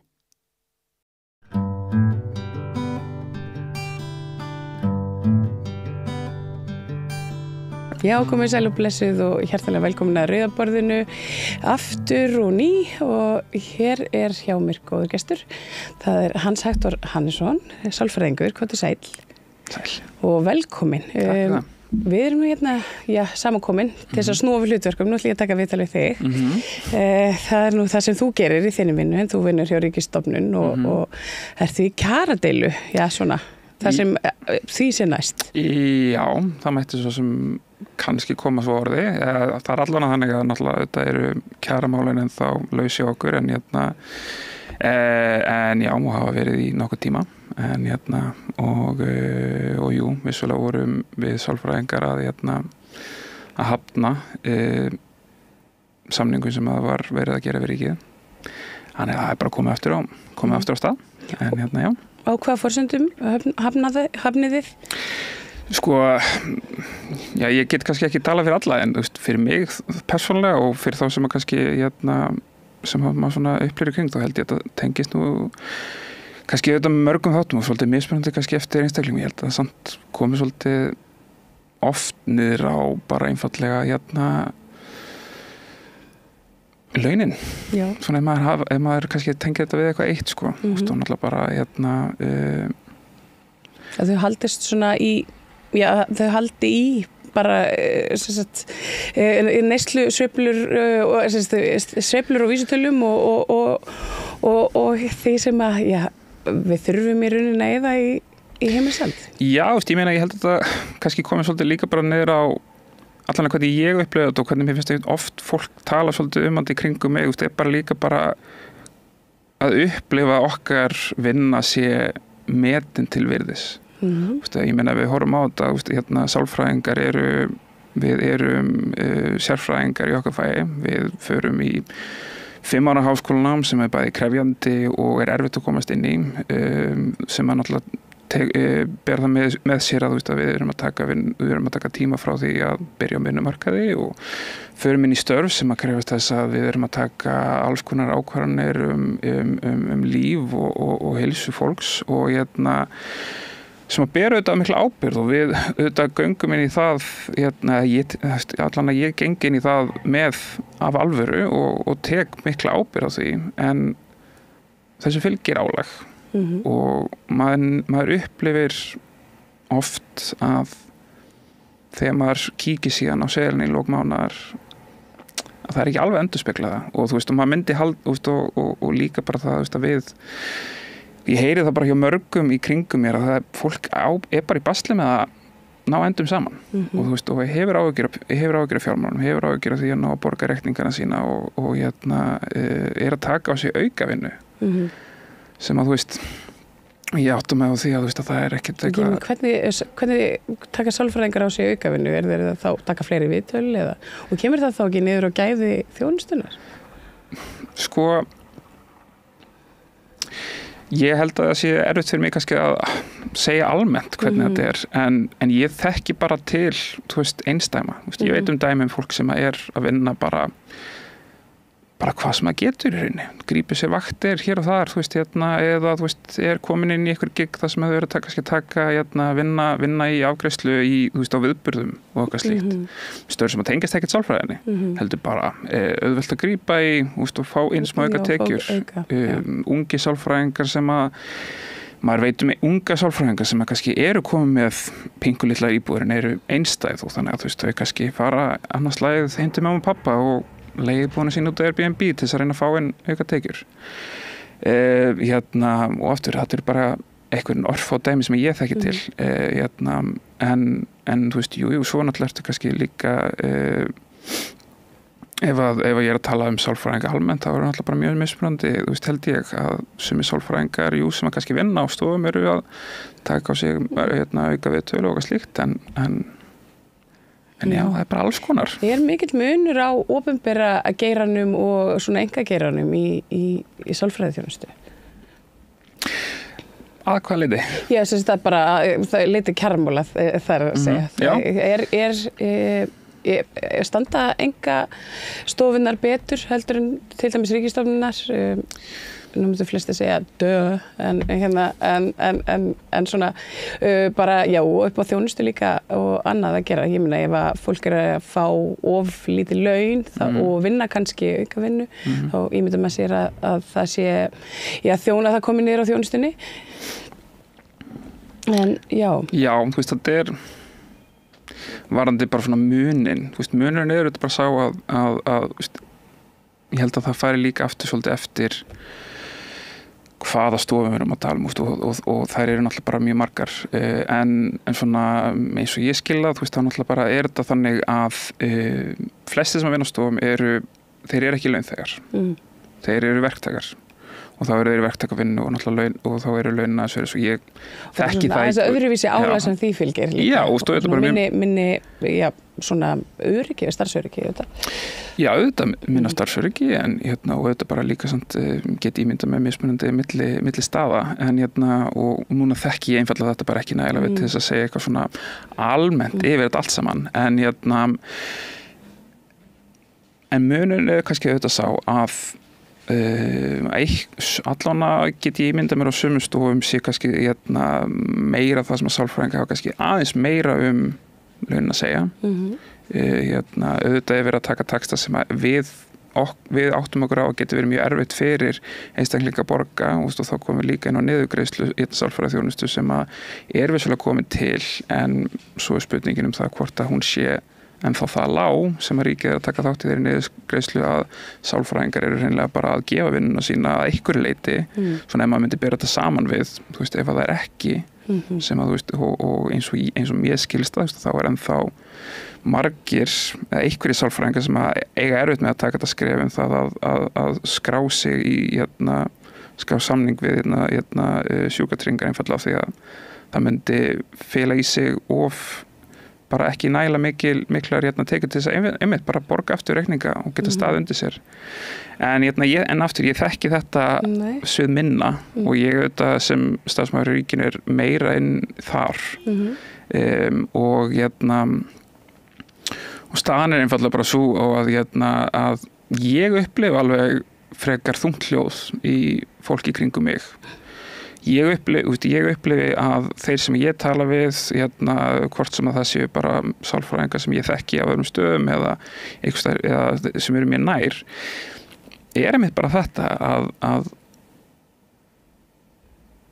ef við horfum bara til dæmis á kannski staðinn sem að lægstur, erfiðastur þá náttúrulega það auðvitað að það Landspítalinn þar sem að og núna er ég ekki með einhverja nákvæma tölu bara af haustum með minnir að byrjandalaun sálfræðinga á Landspítalanum í kringum 610.000 krónur og það eru grunnlaun vissulega en fyrir skatt Já. Og það síðan ekkert endilega mikið að bæta stofan á það af því að langflesti sálfræðingar að mér skilst vinna á dagvinnu og það eru fáir sem að vinna á vaktavinnu sem þá að fá eitthvað svona auki álag og þetta þannig að þetta eru svolítið launin og þau eru ef maður bara ber þetta saman við bara svona kannski svona laun sem að gengur að gerist þá þetta alveg munur aftur ég hef heyrt tölur upp á eitthvað nær 700.000 krónur sem svona væri mögulega eðlilegra Þetta helst kannski svolítið hendur við laun í heilbrigðisgeiranum Já, eflaust og fyrir mér þá einhvern veginn kemur þetta bara alltaf eitthvað svo mikið þessi spurning nákvæma tölu kannski ekkert endilega einhvern veginn aðalmálið finnst mér en mér finnst þetta aðalega vera með einhvern þessi spurning hvernig heilbrigðiskerfi viljum við vera með og viljum við vera með kerfi þar sem að fólk þarf ekki að bíða í eðlilegt kannski að bíða eitthvað en ekki í fleiri ár eins og núna bara við tala í tengslu við greiningar náttúrulega ég er barnamegin og það er náttúrulega búið mjög mikið talað biðlista og slíkt og biðlista geta eru margir hverjir bara mjög langir í fleiri ára bíða eftir því að komast inn í fullorðinsmegin ADHD greiningu og barnamegin að bíða lengi eftir því einhverju greiningar og slíkt og ef við viljum ekki þetta sé staðan þá þurfum við að hafa einhver innspýtingu og þá þurfum við að hafa fólkið sem er með þekkinguna og kann til verka og veit hvernig á að snúa sér og það held ég auðvitað ber augulega líka að því meiri reynsla og þekkingu sem að sálfræðingur er með því skilvirkari og betri hann í vinnunni sinni en ef við horfum á hvaða einstaklingar eru sem að vinna á fyrir ríkið þar sem að launin eru lægst þá eru þetta ekki upp til hópa, nú ég ætla ekki að vera alhæfið, það auðvitað fullt af mjög flottum og reyndum og sálfræðingum á öllum vikstöðum sem eru bara okkur ótrúlega mikilvægir, en það líka mjög mikið af ungum sálfræðingum. Já, það mikið starfsmenn að velta þá. Einhvers staðar ef ég einhvern tímann daginn heyrði ég eitthvað í áttina því að meðal starfsaldur sálfræðinga eins og á Landspítalanum var eitthvað kringum 4 ár. Sem að þú veist auðvitað ef maður pælir bara í þessu að hvernig okkar geðheilbrigðiskerfi byggt upp, þá þetta bara einfaldlega þannig að þyngstu málin og erfiðustu málin fara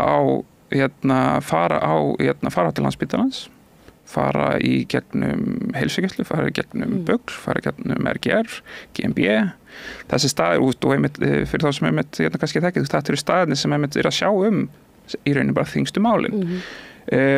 Og aftur, ég held að þessi staðir séu klálega með fólki til þess að standa undir þessum væntingum og gera góða vinnu, en málega bara það að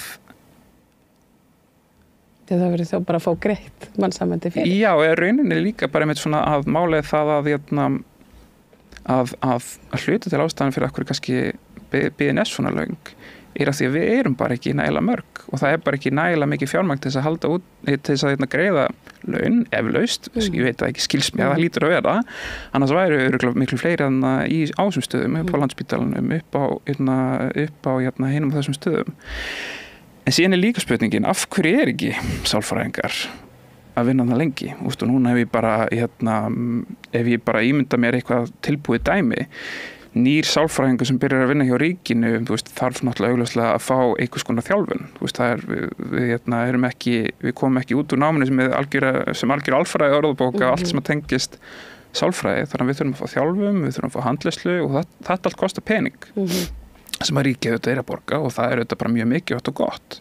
En síðan þegar að fólk búið að vera í eitthvað tíma á þessum stöðum, og þá kannski eðlilegt að fólk fara og hugsa, nú ég búin að, núna veit ég alveg að ég alveg þess virði, mér finnst ég alveg eiga skilið að fá laun sem í takt við mína reynslu og þekkingu. Og ef það ekkert að fá hjá ríkinu, þá mjög skiljanlegt að einstaklingur myndi í þessu tilbúna dæmi fara að hugsa kannski ætti ég að fara að leita hana, kannski ætti ég að fara að vinna á stofu, þar sem ég get allan að fengi aðeins betri laun, eða minnka með allan hjá ríkinu og byrja að vinna hlutastarf á stofu sem að ég veit að sumir gera. Og þetta gerir það að verkum að þessi einstakja sálfræðingum myndi þá kannski fá hærri laun, en þá eru færri þá missum við þessa reynslu frá þessari stofnun sem að við komum til að vera að vinna á. Og ég held að ef við viljum vera með reynda sálfræðinga, að þá verða þeir að vilja vera þarna.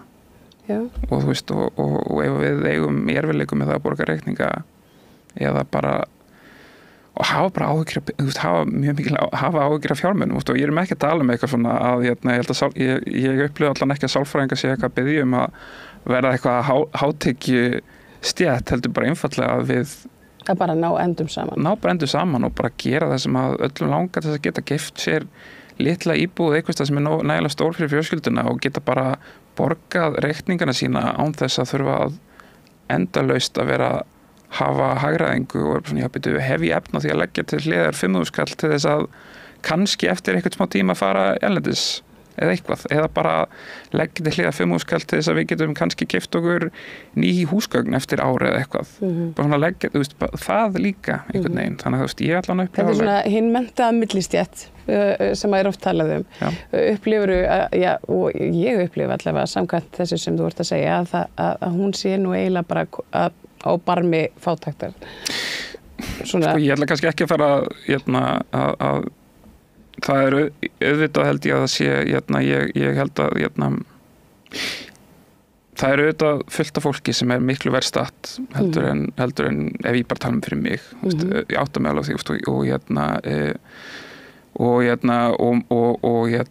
en og þetta er ekki allir sem hafa svo tækifæri til menntunar og allt okkur svona, kannski ekki beint að tala það, heldur meira svona að þú veist, bilið ég meina þessi stjætt, þessi millistjætt sem við þekkjum hér á Íslandi, að hún sé komin á eitthvað svona stað, eitthvað svona breaking point. Ég meina, eins og segir, þetta eru 5 ára nám og þetta er 5 ára þungt nám. Og þetta mikið vinna og þú námið í rauninni ekkert búið eftir að skóla lýkur heldur þurfið þið áfram handleiðslu og annað bara út starfsferilinn og svo þetta líka snýst þetta að vera með nýjustu tækin alltaf í sálfræðinni, þetta bara svið í þróun, endalausri þróun eftir því sem við vitum meira fólk og tíðarandinn breytist einhvern veginn, þá verða þarfirnar mismunandi. Þannig að þetta þetta mjög svona, ég myndi segja bara lifandi starfs vettvangur. Þannig að svona í því samhengi þá nú er ég búin að glemma hvað ég ætla að segja, en það verður svo sem ekki í fyrsta skipti. En þetta allavega, já, þið finnið þetta svona á ykkar skynni að ekki fullnægjandi, svona, og það eru gerðar miklu kröfur til ykkar líka. Já, og kannski að mörgu leyti eðlilega. Þetta þannig kemur kannski líka mitt inn á að ábyrgðin sem að okkar starfi fylgir þetta eðlilega mikil. Við erum að taka ákvarðanir hvort að einstaklingur sé að fá greiningu á alls konar þáttum. Hvort svo sem að tala dauðaþroskaraskanir eins og einhverfu ADHD eða við erum að tala kvíðagreiningar eða varandi þunglyndi og svo erum við að taka ákvarðanir það hvaða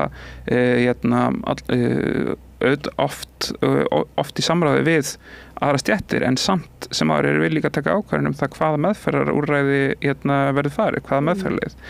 Þannig það þetta álag og eðlilega einmitt eins og ég segi eru lagðar kröfur og það mjög eðlilegt en manni myndi finnast mér finnst allavega að slíkar kröfur ætti þá að fylgja lögin í takt við það. Ef við tölum bara, ef við tökum eitthvað samanburð og nú ætla ég ekki að fara að segja hennar tölur, en af því að ég ætla ekki að fara að segja eitthvað villust en ef við berum okkur bara saman við þjóðir sem við almennt sér berum okkur saman, það alltaf talað Norðurlöndin og við berum okkur bara saman við Norðurlöndin, þá til dæmis veit ég að eins og til dæmis bara í Svíþjóð eru launin miklu hærri og það líka og þá kemur spurningin af hverju eru þau hærri, álagið meira, eru þau taka miklu meiri ábyrgð og núna aftur ætla ég ekki að fara að alhafa en eins og það hefur verið útskýrt fyrir mér eins og mér skil þetta, þá þetta ekkert endilega þannig að starfi sé svona allt öðru sig. Ég held að það komi svolítið bara líka niður á ákvörðin sem var tekin það að þetta það sem þið að gera, þetta ábyrgðin sem þið að taka á okkur og launin þætti þá að vera í takt við það. Eitthvað annað en þessi launamál svona í kjarasamningum sem að þetta í hug sem að ætti hreinlega að vera krafa eða krafa jafnvel? Einhverjar breytingar sem að þið sjáu fyrir ykkur að þurfi að verða til? Nú náttúrulega ég ekki inn í samningsherberginu, þannig að ég svona get ekki sagt hvað nákvæmlega af eða á og meira bara svona tala varðandi hvað kröfur eru til staðar akkurat núna, það kannski veit ég ekki alveg en varðandi kannski bara svona hluti eins og aðra þætti sem kannski tengjast alveg kjaramálum kemur kannski líka þó einmitt inn á það að ég heyri frá fólki kringum mig að það svona ákveðin fólk spyr sig af hverju það hvort að það sé eitthvað sem við þurfum að ræða meira eða hvort það þyrfti að ræða meira einfallega að það taki mið einmitt af aukinni ábyrgð og álag eins og við maður hugsa sér til dæmis þegar fólk er komið í stjórnunastöður Ég þekki til dæmi það að þegar að fólk að taka á sig stöðu sem stjórnandi eða eitthvað svona meira ábyrgðastöðu að það fylgja ekki hærri laun heldur en ef þau væri ekki heldur en bara ekki með hærri laun heldur en þeirra sem þau að stýra einfallega því að það ekki gert ráð fyrir því í kjarasamningum. Og þetta auðvitað eitthvað sem að aftur, það geti vel verið það hafi oft komið upp á borð í kjara viðræðum ég bara einfallega þekki það ekki en ég náttúrulega bara að tala út frá því hvað ég heyri í kringum mig og hvað ég upplif og hvað ég sé og það sem ég sé eins og staðan þá þetta ekki metið inn og það væri svona, maður myndi alveg finna svona eðlilegt kannski mitt að ef einhver væri að stjórna einhverju teimi eða einhverju deild eða eitthvað svoleiðis að það væri nú kannski eðlilegt að það ekki ábyrgð í eðlilegt að þau fengi hærri laun. Já. Og svona. En þú myndist inn aðeins á greiningarnar og annars að fara eitthvað djúpt í þær svo sem þá hefur verið nokkuð í umræðinu og í tengslu við BUGL til dæmis og þessi svona ungmennamál. Sko eru þessi hvað hefur fylgst eitthvað með bara því samtali ég meina nú erum við sko á eina runda eiga samtali að við þurfum að taka betur utan börnin okkar og svo einhvern veginn svona virðumst við vera svolítið að senda sálfræðingafingurinn þetta náttúrulega fer ekki saman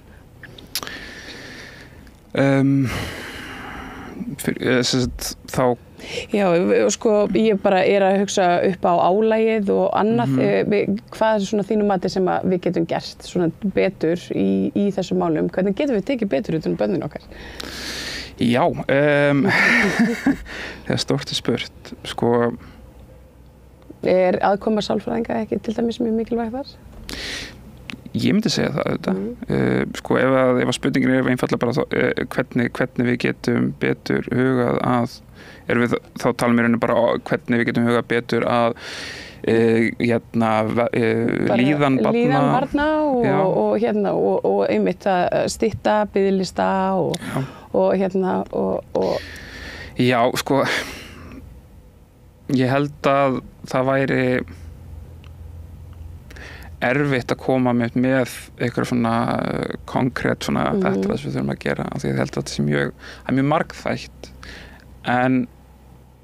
En það talaðum að bara ástandið til dæmis á barna- og unglingageðdeild sé bara með öllu ótækt. Já, núna sko varðandi BUGL svona sérstaklega, ég get ekki tjáð mér neitt sérstaklega mikið það einfallega bara því að ég ekki nægilega vel inn í þeim málum. Maður heyri maður og lesi ýmislegt bara stöðuna allstaðar en ég get ekki því miður eitthvað svona tjá mig eitthvað sérstaklega BUGL eins og kvíði stúlkna í skólum og sjálfsvíkshugsanir drengja og allt þetta er svona, þetta helst í hendur og svo álagið á BUGL og maður sér þetta einhvern veginn bara sem leikmaður, þá sér maður bara ok, það er mjög augljóst að við þurfum einhvern veginn að grípa inn í hérna einhvers staðar. Er þetta eitthvað sem kemur á borð sálfræðinga? Sko, já, ef við myndum einfallega bara horfa á þetta ef ég horfa á þetta út frá einmitt, sko,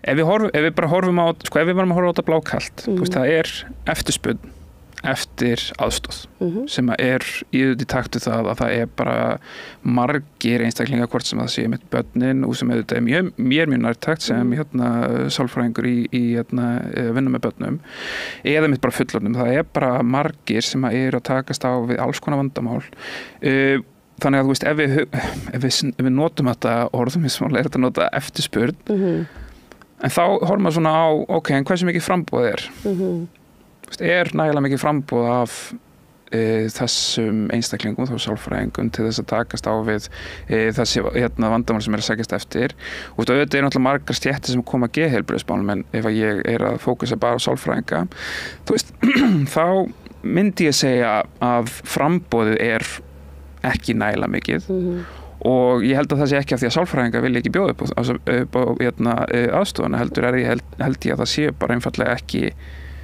nægilega margir til staðar í þeim störfum sem að eðlilegt að fólk myndi sækja sér þessa þjónustu og þá ég að tala þungumálin auðvitað þessi þyngstu málin einmitt eins og ég held ég hafi komið inn á hann þau enda á borði ríkisstofnana það enda hjá Landspítalanum, það enda hjá BUGL það enda hjá geðsummiðstöð barna það enda hjá Ráðgjafar- og greiningarstöð ríkisins og ef við værum með fleiri starfsmenn sem að væru í þessu þá held ég að það væri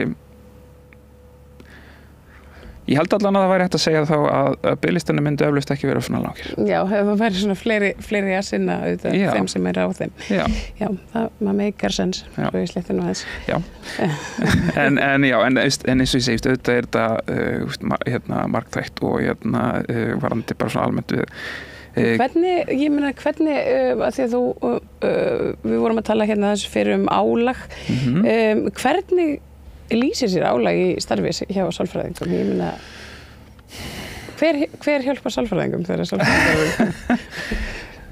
Sko, auðvitað ákveðnar handleiðsla annarra sálfræðinga auðvitað mjög mikilvægt þar. Við auðvitað bara, ég held að það sé mjög mikilvægt að maður nái einmitt sérstaklega þegar það eru flókimál þá eru við auðvitað kannski bara með okkar einn svona vinnureglur það hvernig við reynum að leysa úr þeim málum og ræða okkar milli til þess að fá aðstoð annara en álagið auðvitað er margslungi, það eru auðvitað álagspunktur einfaldlega að vera með einstaklinga sem eru í að glíma við alls konar erfiðleika. Við erum hvort sem að það séu einstaklingar sem eru að gangi gegnum erfitt tímabil þar sem að þau eru kannski með að ganga gegnum þunglyndislotu eða búin að vera mikil kvíðistaðar eða einfaldlega bara eða einmitt bara með ógreindan taugaþroskavanda sem að hefur sem eru komað til og hefur valdið því að erfiðleika hafa svolítið undið upp á sig og ég meina ef maður hugsar það þannig að okkar álag kannski byggst svolítið á því að við erum auðvitað með þessi mál hjá okkur og við erum að hlusta á og reyna eins að gera allt það sem við getum til þess að reyna aðstoða þessi einstakling að koma með að finna út í hvaða meðferð er best hátta á best við og hvernig á að snúa sér. Það er einn álagspunktur. Svo er þetta annar álagspunktur einfaldlega bara það að það er mikið að gera hjá okkur og það er eins og hjá öllum þá er auðvitað erfitt fyrir okkur kannski stundum að skilja vinnuna eftir í vinnunni og þetta fylgjur okkur auðvitað heim ef maður er að heyra alls konar hluti og taka móti upplýsingum og þá auðvitað situr þetta hjá manni og það er auðvitað álag þannig að það eru margir þættir sem að koma þarna saman sem að þannig að það eru auðvitað bara eðlivinnun okkar er veldur álagi eftirspurnin sem er miklu meiri heldur en að við getum staðið undir veldur álagi og við auðvitað viljum hjálpa sem flestum en við erum auðvitað líka meðvitað það að við viljum gera hlutina vel þannig að við viljum ekki hlaupa allt of hratt af því að þá tel ég allavega að þá fyrir við örugglega að sjá mannleg mistök sem eiga sér stað. Þannig að þetta er bara rosalega, það er mjög margt. Nú er einn nýra ríkisstjórnarflokka talar niðurgreiðslu á sálfræðiþjónustu, bara alveg tótal, bara ókeypis sálfræðiþjónustu fyrir börn. Finnst þér þetta að vera raunhæft svona í þessu samhengi? Sko, hvort það sé raunhæft. Þetta er auðvitað óskastaða, ég er ekki að meina það, heldur bara að þetta sé raunhæft samtal svona á meðan að staðan er þessi? Sko ég held að fara líka svolítið allt eftir hvað, því að núna einmitt viðkynni að ég er ekki alveg inn í mig nákvæmlega hvað er átt við með niðurgreiðsla því að niðurgreiðsla það er bara ókeypis sálfræðiþjónustu fyrir börn er bara yfirskriftin. Og þá myndi mín spurning vera eða þá erum við að tala niðurgreiðslu bara hjá sjálfstætt sálfræðingum alveg, erum við að tala bara einmitt því að það ég myndi telja að það verið að vera að tala það einfallega því að náttúrulega bara sálfræðiþjónusta fyrir börn á hjá ríkinu er svona ég veit ekki betur heldur en það eigi bara að vera gjaldfrjálst Sko, það fer held ég allt eftir því bara hvað er átt við og hvað er tilbúið þess að fara. Ef það er bara, já, eins og taxtin er bara í dag, bara gjaldfrjálst, þá bara, ok, þá er það bara auðvitað frábært og það væri algjör óska staða. Hver kostnaðurinn væri við það, bara veit ég ekki, hvort að það sé raunhæft. Ég er ekki nægilega verið að mér ríkisfjármálum til þess að vita það. En auðvitað held ég samt sko að við sem bara íslenska samfélagið, bara hvernig við erum stödd almennt, ég held, svona mín upplifun er svo að ég held að við getum þetta alveg og ég held að það sé alveg hægt að gera þetta, en það þarf þá bara að vera tekin ákvörðun um það og það þarf að vera vilji til þess og það þarf þá bara að ákveða að leggja fjármunina í þetta. Það er auðvitað meira en að segja það, en ég held að það sé alveg hægt að gera þetta. Og ef maður bara horfir á aðra þjónustu, börn er ekki að borga fyrir, þú veist hvað, tannlæknar og tannlækningar til dæmis og sem eru auðvitað bara ótrúlega mikið vett að þau fái niður einna tannlæknaþjónustu og síðan sko fyrir mér kemur þetta líka svolítið að þetta er auðvitað svo mörg þjónustu ólík þjónustu stig sko, þetta er auðvitað svo stórt og mikið. Og ég held samt sko að kannski einn punkturinn af þetta sem er kannski mikið að taka fram varðandi sko ef við erum bara að tala niðurgreiðslu samfélagsþjónustu fyrir börn sko, jú, það myndi kosta fullt pening, það myndi kosta hellingapening, en ef við hugsum þetta fram í tíman, hvað er ávinningurinn af því að vera með kynslóð sem að elstu upp það sem að þau hafa greiða aðgöngu að sálfræðiþjónustu, geðheilbrigðisþjónustu, eru ganga inn í fullorðinsárin þar sem að það er búið að aðstoða með alls konar vandamál, því staðreyndin er bara einfaldlega svo að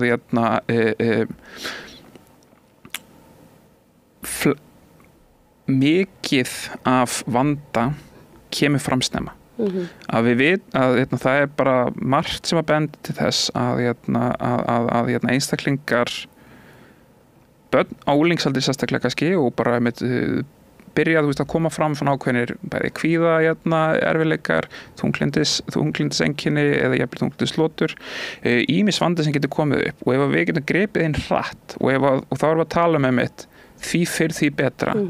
Vandinn nægir ekki að grasserast og vinda upp á sig, þannig að við förum að sjá að kvíðin sem byrjaði sem smá kvíði byrjar að verða meira vandamál, er að hafa meiri áhrif á þeirra daglega líf, sem veldur því síðan einstaklingurinn byrjar með að sína ákveðin þunglyndiseinkenni, fyrir inn í þunglyndislotu. Hvað afleiðingar hefur þetta fyrir samfélagið? Einstaklingurinn hefur ekki tök á því að sinna starfi, af því að þau bara einfaldlega eru ekki bara með andlega burði til þess. Þau eru ekki að skila sköttum inn í ríkiskassan og veldur því að þau eru að þarna er samfélagsstigi sem að er kannski ekki að skilja miklu og þau myndu annars gera ef að þau væru ekki að díla við þannig vandamál eða þannig vanda. Þannig að ég held að sko besta fjárfesting sem væri hægt að gera væri að fjárfesta í geðheilbrigðismálum sem að felst þá líka í því með þess að taka þetta allar hringinn, felst þá líka í því að fjárfesta í starfsfólkinu sem að er að vinna í þessum málum, af því að ef að þú ert með kynslóð sem að fær greitt aðgengi að sálfræðiþjónustu, sem fær hratt aðstoð með þann vanda sem þau eru að díla við þann daginn, og þá skilur það með sig að þau eru þó líklegri til þess að vera betri í stakk búin til að taka á við vandamál sem þau munu þurfa að kljást við á fullorðinsárum, sem veldur því að þau eru betri í stakk búin til þess að sinna sinni vinnu og eru þá kannski líka betri í stakk búin til þess að gera eitthvað nýtt, þú veist, vera frumkvöðlar, taka ný verkefni, gera eitthvað nýtt og spennandi og heldur eða verða sálfræðingar sjálfur og auðvitað og bara þannig að fyrir mér er held ég spurningin um kjaramál og fjárveitingar í sálfræðiþjónustu, held ég að þetta er ekki eitthvað sem að mér finnst að eigi að vera horft á 2 ár fram í tíman, 3 ár fram í tíman, heldur þetta eitthvað sem við verðum að horfa á stóru myndina. Ertu bjartsýnn með nýja ríkisstjórn? Ég held að ég reyni alltaf að vera bjartsýnn og ég held að ég vil trúa því að orð sem að voru sögð í þessari kosningabaráttu það að vilja leggja meira í geðheilbrigðismál og ég man ekki betur heldur en að ég ætla nú ekki að segja hver það hafi verið en ég man ekki betur heldur en einmitt að einhver af þeim sem núna í ríkisstjórn hafi hreinlega bara sagt að þau töldu mikilvægt að til þess að geta verið með gott heilbrigðiskerfi þá þyrfti að vera með starfsfólk sem að vildi vinna þar og þá var kjaramál sérstaklega nefnd og svo ég tali líka það bara einfallega að það hefur líka verið ákveðið svona umræðupunktur bara það meira þess að inni held ég inn í ríkisáttmálunum að halda áframhaldandi vinnu með að leiðrétta fyrir kjör kvennastétta og þetta kannski eitthvað punktur sem að ég held að sé ekki mikið rætt að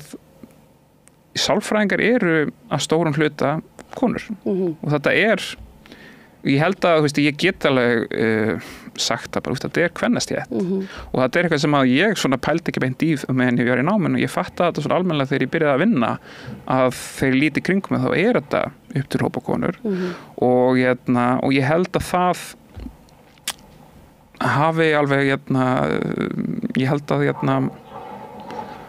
það hafi svona sitt að segja með, hver sem ástæðan en það bara að það allavega launin ef við bara allavega berum þetta saman þetta náttúrulega ekki er ekki endilega orsakasamband þarna milli en það samt sem að þannig sálfræðingar upp til hópa allan í kringum eins og ég sé í kringum mig og mikið af þeim sem að vinna hjá ríkinu eru konur við kallar allan að sérstaklega barnamenn, við erum mjög fáir kallandir, allan að færri og maður sé það bara svona þegar maður lítir kringu sig á í vinnu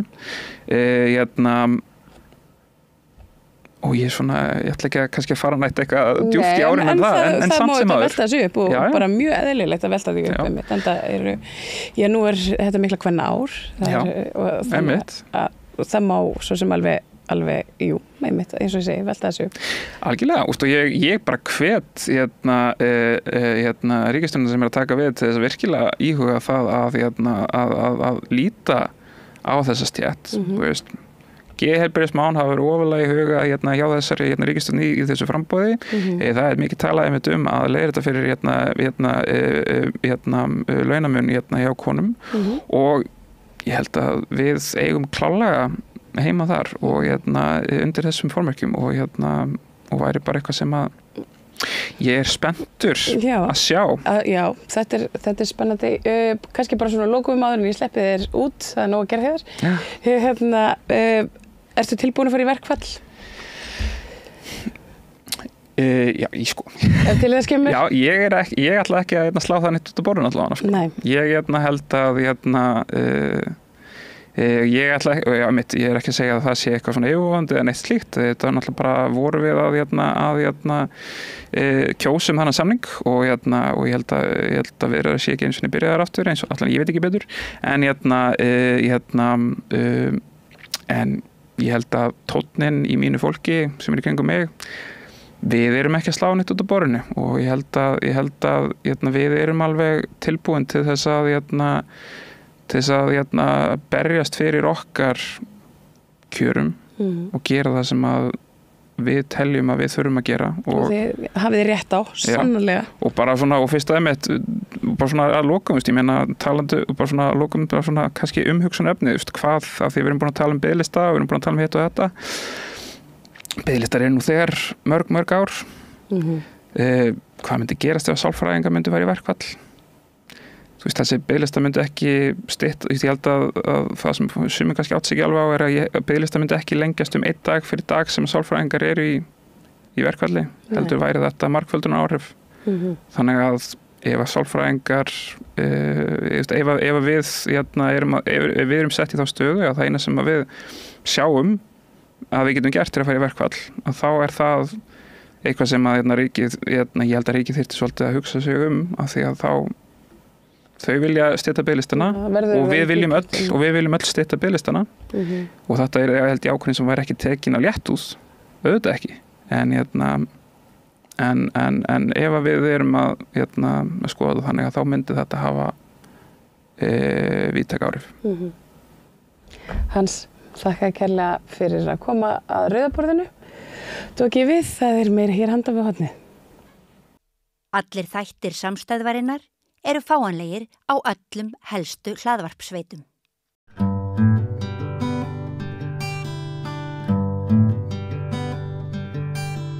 Sælkæru vinir og velkomin aftur að rauðaborðinu.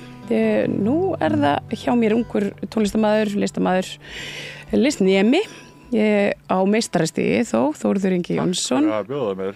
Pússu upp. Var komið ljós að ég var að byrja í Listaháskóla Íslands.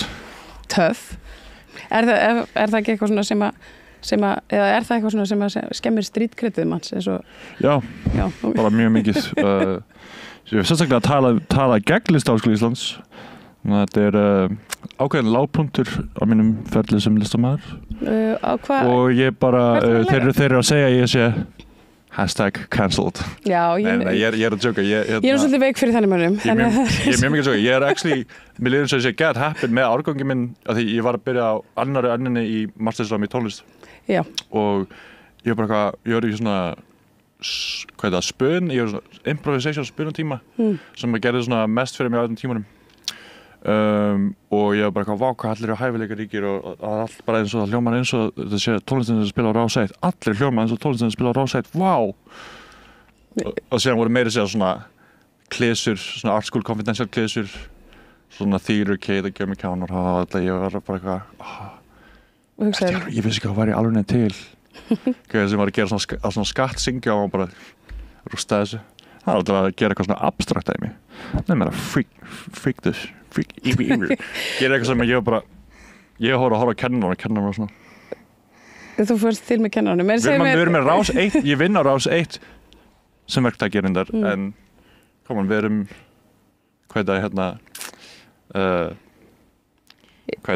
avantgard, fremstur í flokki, listsköpunar og svo framvegis.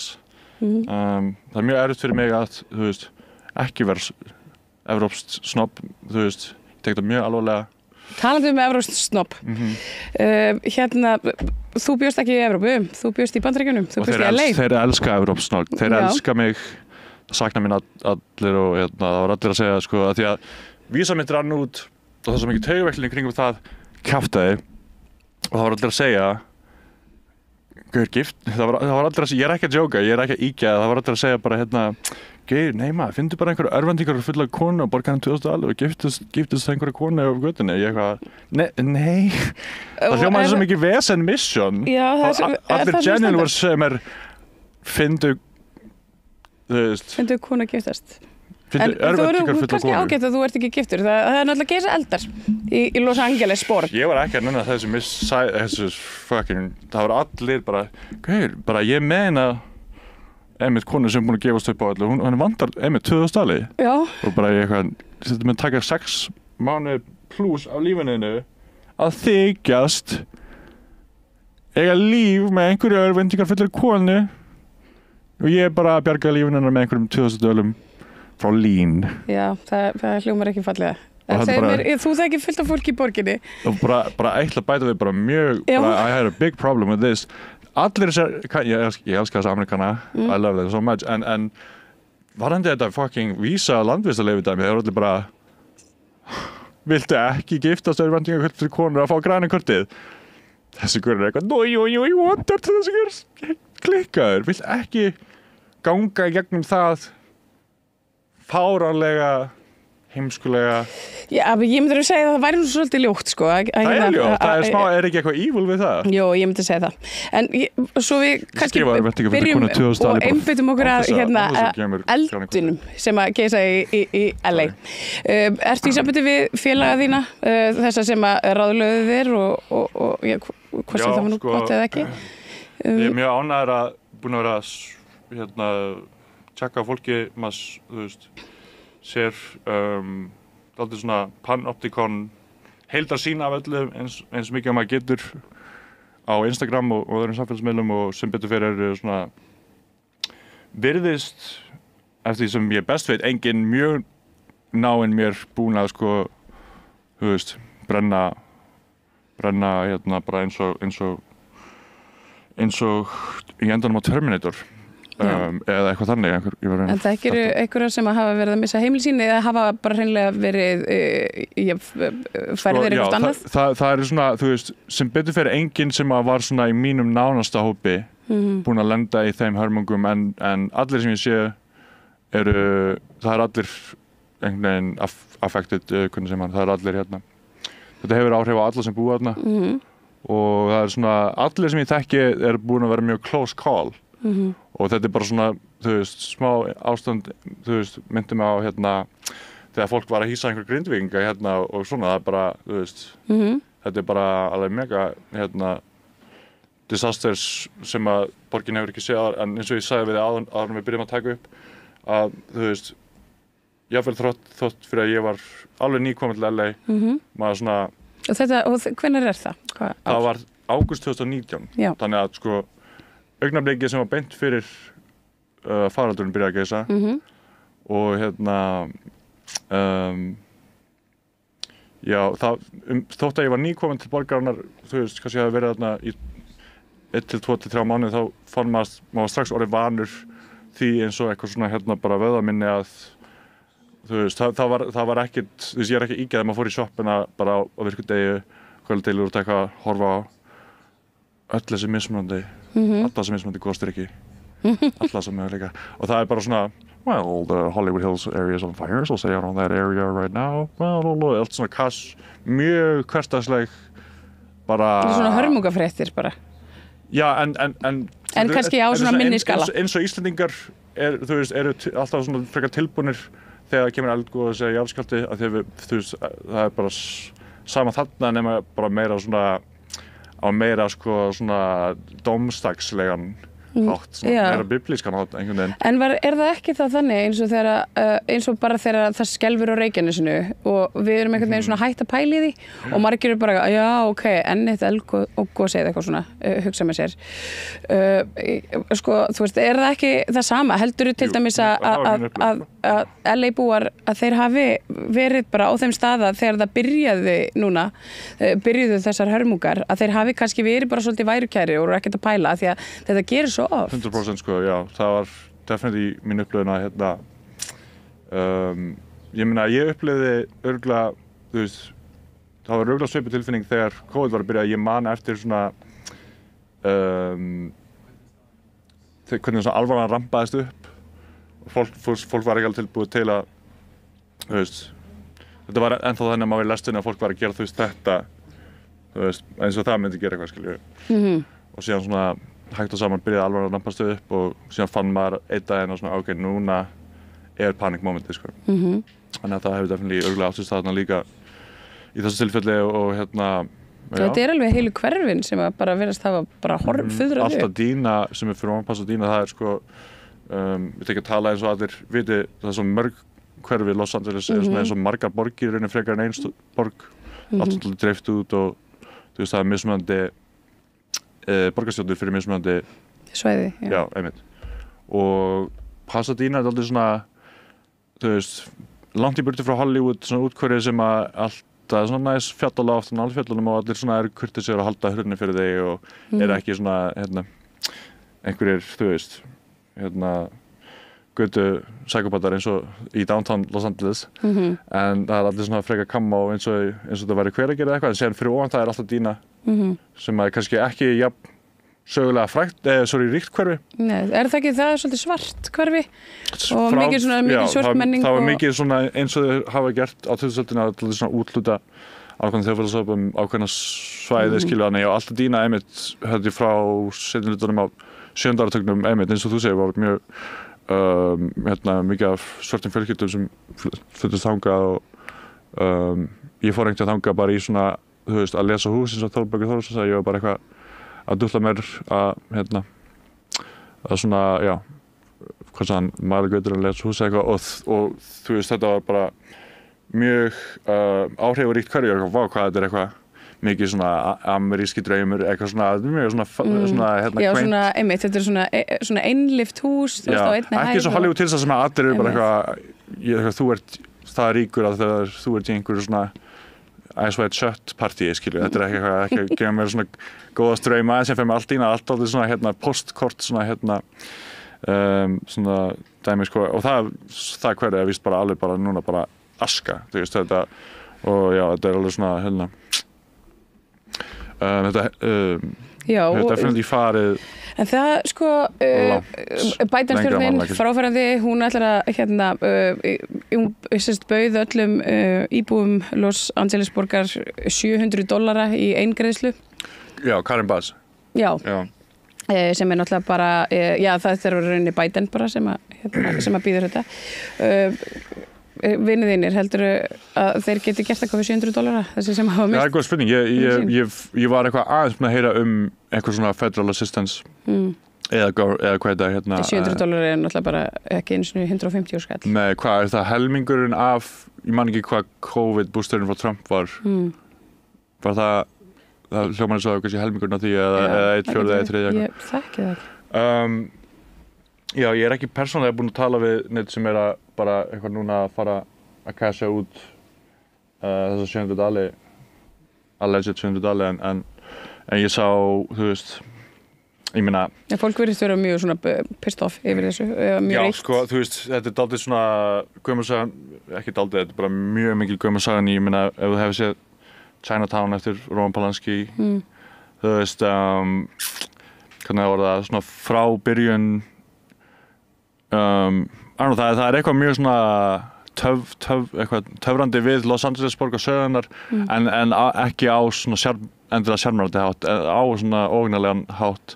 Ég veit það hljómar eins og eitthvað svona samsæriskenningabull eða eitthvað en bara ef þú lítur á hvernig borgin var byggð, þú veist, þá einhvern veginn var þetta eins og einhver svona draumur sem rættist í eyðimörkinni sem náði að einhvern veginn smá kraftaverk að gera einhverja svona vín í eyðimörkinni en ef þú horfir á Chinatown þá, þú veist það að þú veist horfa á þessa elda núna og vera eitthvað, mér byrja að gruna eitthvað svona einhverja svona óreglu í hvernig vassveiturnar í Kaliforníu eru þeim er stjórnað þá er þetta alltaf seinna af því að það er alveg bara ekki það að vera eitthvað cynical en það er bara svona þú veist, þú sást viðtalið við ríkisstjóran það sem það er eitthvað svona bara wasteland á bakveg, bara algjör 100. Nei, ég held ég hef ekki séð það. Það var frekar magna moment, fólk var bara að benda á líkamstjáningunans að þú veist, það var bara svona eins og sko Sýrland á bakveg, það var svo mikið wasteland af eyðilögðum bara byggingum, bara bandarísku drauminu, bara eyðilegar. En hann er svona smá svona dansandi, öxlurnar er smá dansandi að því að, og hann svona þú sér hvert hann að fara með hann er að vísa ég er búin að vera í símanum núna alveg, fólk er alveg þú veist, mega spennt í þetta land og þú veist, ég veit ekki ég ætla ekki að fara ekki eins og ég sem búin að vera að fylgjast grannt með þessu þú veist, Karen Bass og hennar borgarstjórn og svo framvegis en það er alltaf bara svona og þú veist, það er leiðilegt að maður sé svona cynical en það er aldrei mikið bara svona En hvernig áhrif er þetta fyrir að hafa á listalífið í borginni? Það er góð spurning það var dálítið brjálað að þú veist, mér líður eins og sé mjög heppinn að hafa flutt til Los Angeles þarna áður en að þú veist COVID var byrjað af því að það var svo mikið munur á borginni fyrir og eftir og það sama átti við aðra stórborgir þú veist, þegar kemur að því að ræða listalífið eða viðburði eða svona þú veist Að hvað leyti breyttist þetta í COVID? Það var allt í henni bara eins og fólk væri bara ekki lengur út á götunni en ég bjó í Koreatown sem að þú veist, þú labbaðir niður á fórstu vinstri þegar þú komst út úr íbúðum minn og þá varstu bara svona svolítið í Mexico 8th Street þar sem að var voða mikið svona líf og fjör á götunni þú veist, eins og á mörgum öðrum stöðum í Koreatown eða kannski South Central eða einhvers staðar svona meira svona urban svæðum en síðan ég veit ekki, ég var svona mjög lengi að reyna að setja fingurinn á hvað hefði breyst en svona stórum dráttum. Fentanyl? Var það sem breyttist? Já, það ekkert... Það var svona mín tilfinning. Ég fór til Bandaríkjanna núna fyrir ári síðan, eða 1,5 ári síðan. Ég fór til Denver og var svo aðeins þarna í Colorado fylki í heimsókn og fjölskyldu og ég tók eftir því að sko frá því að ég hafði verið í Bandaríkjunum nokkrum árum áður einmitt fyrir COVID og allt þetta þá það var rosalega mikill munur einmitt á lífinu og fjörinu út og götum og og bara eitthvað svona þú veist umferðinni og allir því að fólki sem maður sá það var eitthvað svona kriplað af fentanyl neyslu. Það eitthvað sem ég hef kannski ekki alveg svona prósessað mikið eða talað mikið en sko það var bara ég er aðeins að fara aftur í tímann, má ég kannski veipa á meðan það svona... Já, hvort vel. Takk, það kemur svona þoka á linsuna og ég er svona og svona fara aðeins aftur í tímann. Af því að sko... Þetta er fentanyl, ekki? Nei, tjók, takk. Þetta var ekki þér. Ok. Ég hef mikið fentanyl þó sko eftir að hafa búið í Bandaríkjunum. Nei, ég hef aldrei prófað fentanyl sem betur fyrir. Nema óafvitandi kannski, af því að þetta það sem að breytist eins og þú sagðir að maður hafði heyrt ég hafði heyrt talað fentanyl á Íslandi í alveg smá, þú veist, í gegnum seinustu ár og það var út af einhverjum svona íslensku Reykjavíkur goons að reykja fentanyl plástra, eitthvað sem ég var bara plástur, meinar sem þú setur á bátið. Ég var bara eitthvað, ég er alltaf, þú veist, ég held að ég var... Alltaf kúltiveraður fyrir þetta bara? Ég held að ég er greinilega saklaus fyrir að reykja þessa plástra, ég hef aldrei heyrt það skipti og það var bara eitthvað svona, wow, það er alltaf crazy, en síðan sumarið sem að ég flutti loksumars haustið þá einmitt það er svona eins og þá hafi svona vofan algjörlega svona eða þú veist í Exorcist þegar djöfullinn er búinn að gjörsamlega taka yfir þú veist líkama litlu stelpunar þá er þetta aldrei ég er að tala þetta svona léttúðulega en ég vil segja það því að ég hef kannski ekki prósessað þetta bara tilfinningilega að sko ég flutti ágað ágúst 2019 og við þurfum ekki að tala þetta alltaf lengi, þetta er svona dánir en ég þurfti síðan að flýja land í febrúar eða mars 2020, þetta byrjaði að vera svona ok, það er greinilega mjög alvarlegt og síðan kem ég heim og þá bara þú veist, sko, leið mér bara að ég geta það 1, 2 3 af allan að 3 af svona fólki sem ég myndi segja voru svona fyrst fólkinu sem ég kynntist náið og voru svona, myndi ég segja alveg nánir vinir þannig séð, þótt að ég var nýbúin að kynast og þetta var, þú veist, Kanari í Los Angeles, það var svona fólki sem ég maður heitir svo mikið fólki, en þetta var svona já, það var bara nánir vinir, já. Ég var svona alveg, þú veist, náinn og þau, alveg 3 ástöðum tíma bara í byrjun af COVID voru svona, sem að heyrðum eitthvað þau dóu öll í sögurnar voru alltaf svona accidental overdose, þannig að það var eitthvað sem var í einhverjum lyfjaskamt sem að þau áttu að hafa snert eða komist í snertingu við eða keypt eða tekið eða hvað eina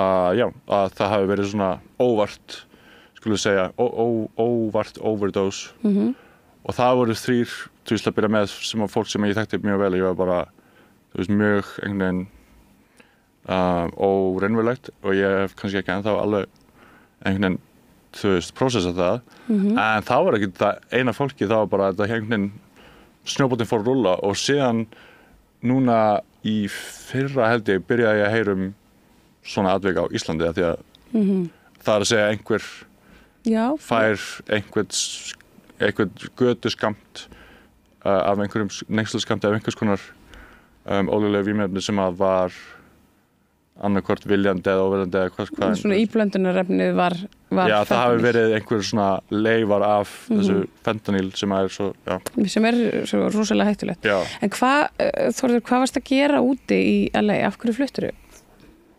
Varst í námi eða prófa fentanyl? Nei, það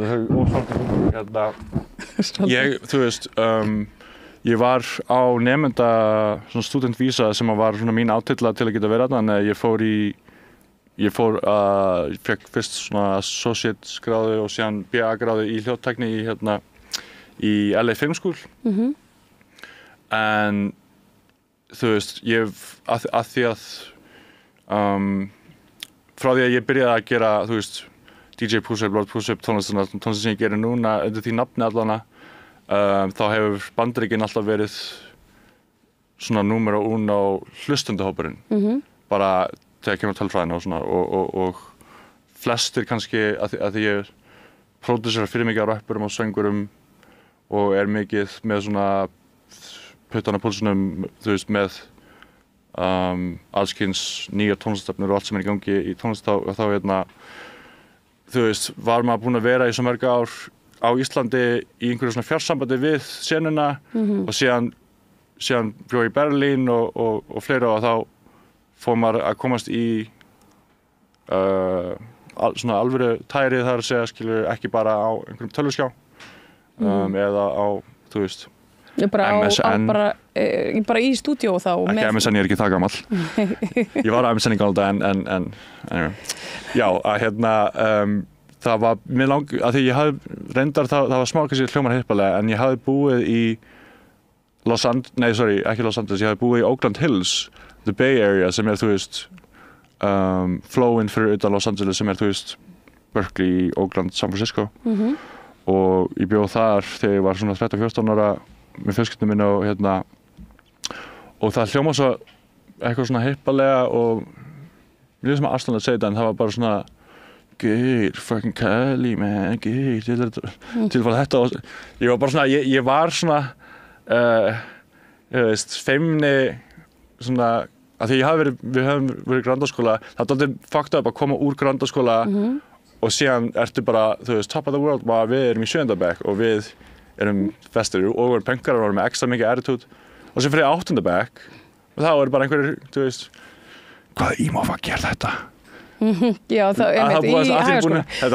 Ég var mjög móðgæður, ekki út af faggapartunum, ég var mjög móðgæður að vera kallað mig emo. Ég veist ekki emo. Ég held að þú hlustaðir ekki á emo-tónlist. Ég? Já. Leigubíl. Nei, ég á mjög big problem with that. Því ég var á hápunktunum af punk versus emo. Já. En ég mjög stoltur af því að hafa lagt emo-krakki í einelti, skemmt lífið þeirra. Nei, við vorum ekki svo gróf. Ég actually sá eina stelpu mörgum árum seinna að barndum ég í baðan einhverjar afsökunar. Já, þannig að þú varst í alvörunni að leggja emo-krakka í einelti. Ég meina. Þú hefur verið tækifæri nú til þess að biðja afsökunar. Ég meina, ég var nú frekar stoltur af því, Þetta var bara svona cultural moment sem að ég get ekki komist yfir. Maður þurfti alltaf að velja annarkvort eða. Ég var hjá vinum mínum bara í fyrirdag og hann var að setja ykkur e-mail og ég bara Þú sá þetta á Instagram. Já, þú sástu það. Og þú heyrði það, þetta er hlutlegt. Þú myndist á fjölskylduna þinni, nú ert þú mikið nepo baby. Þú sagði ég hlusta á emo-tónlist. Já, ég var að vonast til að þú myndi byrja þess Já, ég myndi kalla það nepo baby. Ég var bara að tala þetta. Getum við aðeins rifjað þetta upp? Já. Er þetta ekki, að því ég, þú veist, er búin að búið til að mín ásökun, ég er ekki alveg svona mjög smá út úr og búin að vera smá út úr með þjóðfélagsumræðuna og allt sem er í gangi. En er þetta ekki það sem gerist? Kona sem var svona, ekki það þekkt nafn í skáldskaparheiminum eða ritheiminum eða fjölmiðla umhverfinu á Íslandi skrifar bara, þú veist, einhverja svona grein á bloggið sitt, bendir á þess, hún var bendað á svona það augljósa í rauninni og síðan var, þú veist, heimildin eða hún kollaði út Auði Jónsdóttur eða einhvern. Já, bara nepo baby inn í rithöfunda. Var það ekki þannig sem það gerðist? Jú, það var ljóskáld, ég man nú ekki alveg hvað hún heitir, hún afsakið það, en En þetta var svona smá Hún hefur skrifað ljóðabækur og svona prósa, En sko bara til að því að þetta var svo gaman að sjá þetta. Ég var svona on the sidelines í Bandaríkjunum að horfa á þetta gerast. Hún, þessi Guð blessi þessu konu, hún myndist ekki á kellin en hún myndist á, þú veist, alla the usual suspects og ég er bara greinlega underground til að vera en það eru foreldrar þínir og bróðir ekki. Já, sko það sem ég ætla að segja long story long er að það voru svona greinar sem voru þessa grein sem voru svona blá og blá og þannig var einhver sem myndist á mig og sen held ég að koma í Mörtu Maríu á MBL og það mynda mér. Það var myndað þær? Já, var það að því þú varst svona tvöfalt Nebo Baby? Í rauninni, já. Viltu kannski segja bara því að nú tölum við svona eins og allir þekki fóreldra þína og þig og þína ættarsögu. Hver eru mamma þín og pabbi? Kem úr mikilli lista og fjölmiðla fjölskyldu sem ástæðan fyrir að ég nú að bjóða mig fram í forystu Sjálfstæðisflokksins. Nei, ég var að fatta daginn hvað mitt Nebo moment var. Ég held að ég veit ekki hvort að ég sé að expósa pappa minn en manstu þegar pappi Jón Ársæll var með þáttinn Sjálfstætt fólk manstu þegar Íraksstríðið var þá var einhver svona íslensk kona sem fór að berjast með bandaríska herdum og hann fór eitthvað með hann var í Írak 2003 eitthvað cirka Já, fórum með eitthvað svona friðargæslu geta hafa verið eitthvað svona, eða var það eitthvað annars Það var íslensk kona sem var held ég að berjast með friðargæslu eða bandaríska herdum eitthvað og ég man að glemma þess að ég var að fara í skólan Ég var bara í grunnskóla, granndaskóla og pabbi var bara heimasímanum á landlína og ég vissi cirka about hver Reynir Trausta var. Ég vissi að það var gæðin sem var með DFF þegar DFF voru mest Ruthless Records tímabilið og þá var forsíðan held ég hafi verið þann morgun hafi verið svona samsett mynd sem var mamma með svona krosslaðar hendur gerð svona ósátt Steinun, var það sem mamma mín myndtökuverðin Steinun Þórhallsdóttir hún var Steinun mjög hrædd Jón í Írak eða eitthvað og pabbi var að snappa á Reynir Trausta símanum ég veit að ég sé að expósa alltaf mikið en síðan var fyrsta skipti sem að ég vann á DFF undir Reyni og Sinnans Jón Trausta í mörg ár aðal á netvakt en ég var bæði að skrifa fyrir internetið og blaði og síðan var ég á fréttablaðinu og blað þannig að, ég var fyrst lærlingur á Greip en þannig byrjaði mitt fjölmiðla blað en ég var að fatta skuldaði Reynir Trausta kannski pappa greiða af því að pappi var svo pirraður út í hann fyrir eftir að hafa verið hann var svona Reynir svona eins og ég hef með svona fist to the sky og Reynir var eitthvað sorry þannig ég var var það kannski mitt Nebo moment þar sem að pabbi var eitthvað Reynir, skuldum að greiða manstu eftir Íraks stundinu Já, þegar þú var svo þannig að það er ekki það fucking alveg wow, sue me nefndur sem Nebo baby give me a fucking break en það þú hefur þú hefur svona fyrir fótspor beggja foreldra þína Já, ég meina, þú veist það svona órólegur? Ég var mjög spenntur. Toga í þig svona tveir heimar. Ég var að bíða eftir þessu mómenti til að ég geti Já, getur útskýrt hérna. Til að ég geti debunka þessar samsæðiskenningar. Já. Og í rauninni bara árásir á mína persónu. Já. Nei, það var bara að finna að ég var svona, hún að fara að minnast á þetta stórkostlega Fjölskyldumynstur? Nei, þú veist, fjölskyldumynstur 1. Mjög heilbrigt mynstur, hvað ég bæti við. Ég var hún að fara að bæta þetta moment af því að ég var svona stundum að vera skilur í eitthvað LA að fara á vísu.is stundum mannlíf.is sjá það Reynir Trausta saman það var svona it didn't feel quite real sem ég var eitthvað býtu ég í Mörtu Maríu Smartland og það mynda mér Já, og ég var vel til hafður á myndinni Já, það er flott, ég finnst þú alveg ræfilegur núna Takk Svo kannski við tölum aðeins meira LA því að þetta er nú svo svona já, þetta er bara að gerast hver er staðan þar núna? Veistu það? Eru ennþá logandi eldar bara þarna út allt eða er búið að ná að slökkva? Já, ég er ekki þú veist, man on the street núna með beint sambandi en ég get ímyndað mér að þú veist, ég var að horfa á svona forlátið af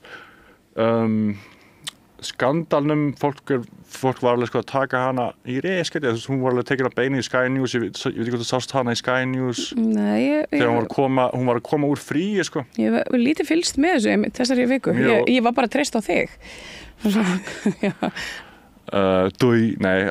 ég mæli mig að horfa á Karen Bass að koma úr fríi og að því að þú veist Já, en þú var í útlöndum þegar þetta gerist obviously breskur fjölmiðlum að hann alveg svona að þetta mjög bara, þú veist og þetta mjög intense moment en hún var með engin sögð þarna til að byrja með og síðan held ég bara örugglega saman dag 77 og þá var ég kannski að fara með randmál hún var konan sem var yfir aðdána ákveðin svæði af slökkviliðinu í hérna í Los Angeles fylki jável bara yfir manneskjan sem var yfir slökkviliðinu í fylkinu gervöldu fylkinu, hún var spurð þú veist hún var svona, blaðamaður var svona að reyna að grilla hana smá og hún sagði þú veist did they fail you og hún sagði já og síðan næsta sem ég sá var fjölmiðlafundur með borgarstjórunum og henni þar sem að greina allir eru búin að við þurfum aðeins að eitthvað svona lappa upp og hérna og í myndina já, af því að þetta var greinlega smá því að sko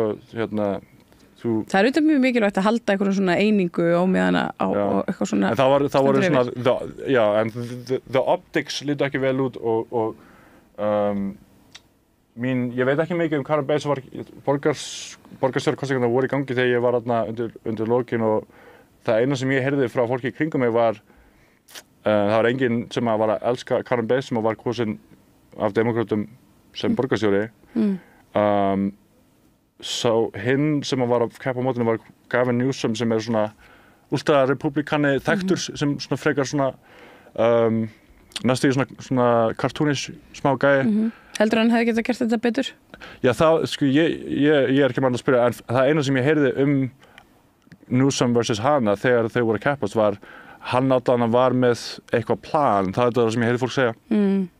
Þá var að tala aðalega the homeless problem eða unhoused eins og það kalla. Já, en hvernig, ég meina af hverju notaðu ekki bara sjóinn til þess að slökkva þess elda? Ég meina, vinir mínir í allir voru að segja bara, gauð, þau eru hjá sjónum. Ég vildi að ég veri, þú veist, ég var... Það er það sem þau geta litið hérna til Vestmannaeyja og Reykjanes. Já, ég vildi að ég var sko á málabraut þannig að þau kendu mér gagnlegri hluti eins og þú veist, latínu. Nei, ég hef genuinely hugsað býtu, sjórinn right there, hello. Akkur letið ekki mig stjórna vassstjórnin Kaliforníu fylkis. Ég hef alveg getað rætta þessu fyrir. Já, sem núna einmitt eitthvað svona spillingar. Heimsku kanónar. Ops. Þú ert tónlistarmaður fyrst og fremst. Er það ekki rétt hjá mér? Já. Þú myndir titla þessum tónlistarmann.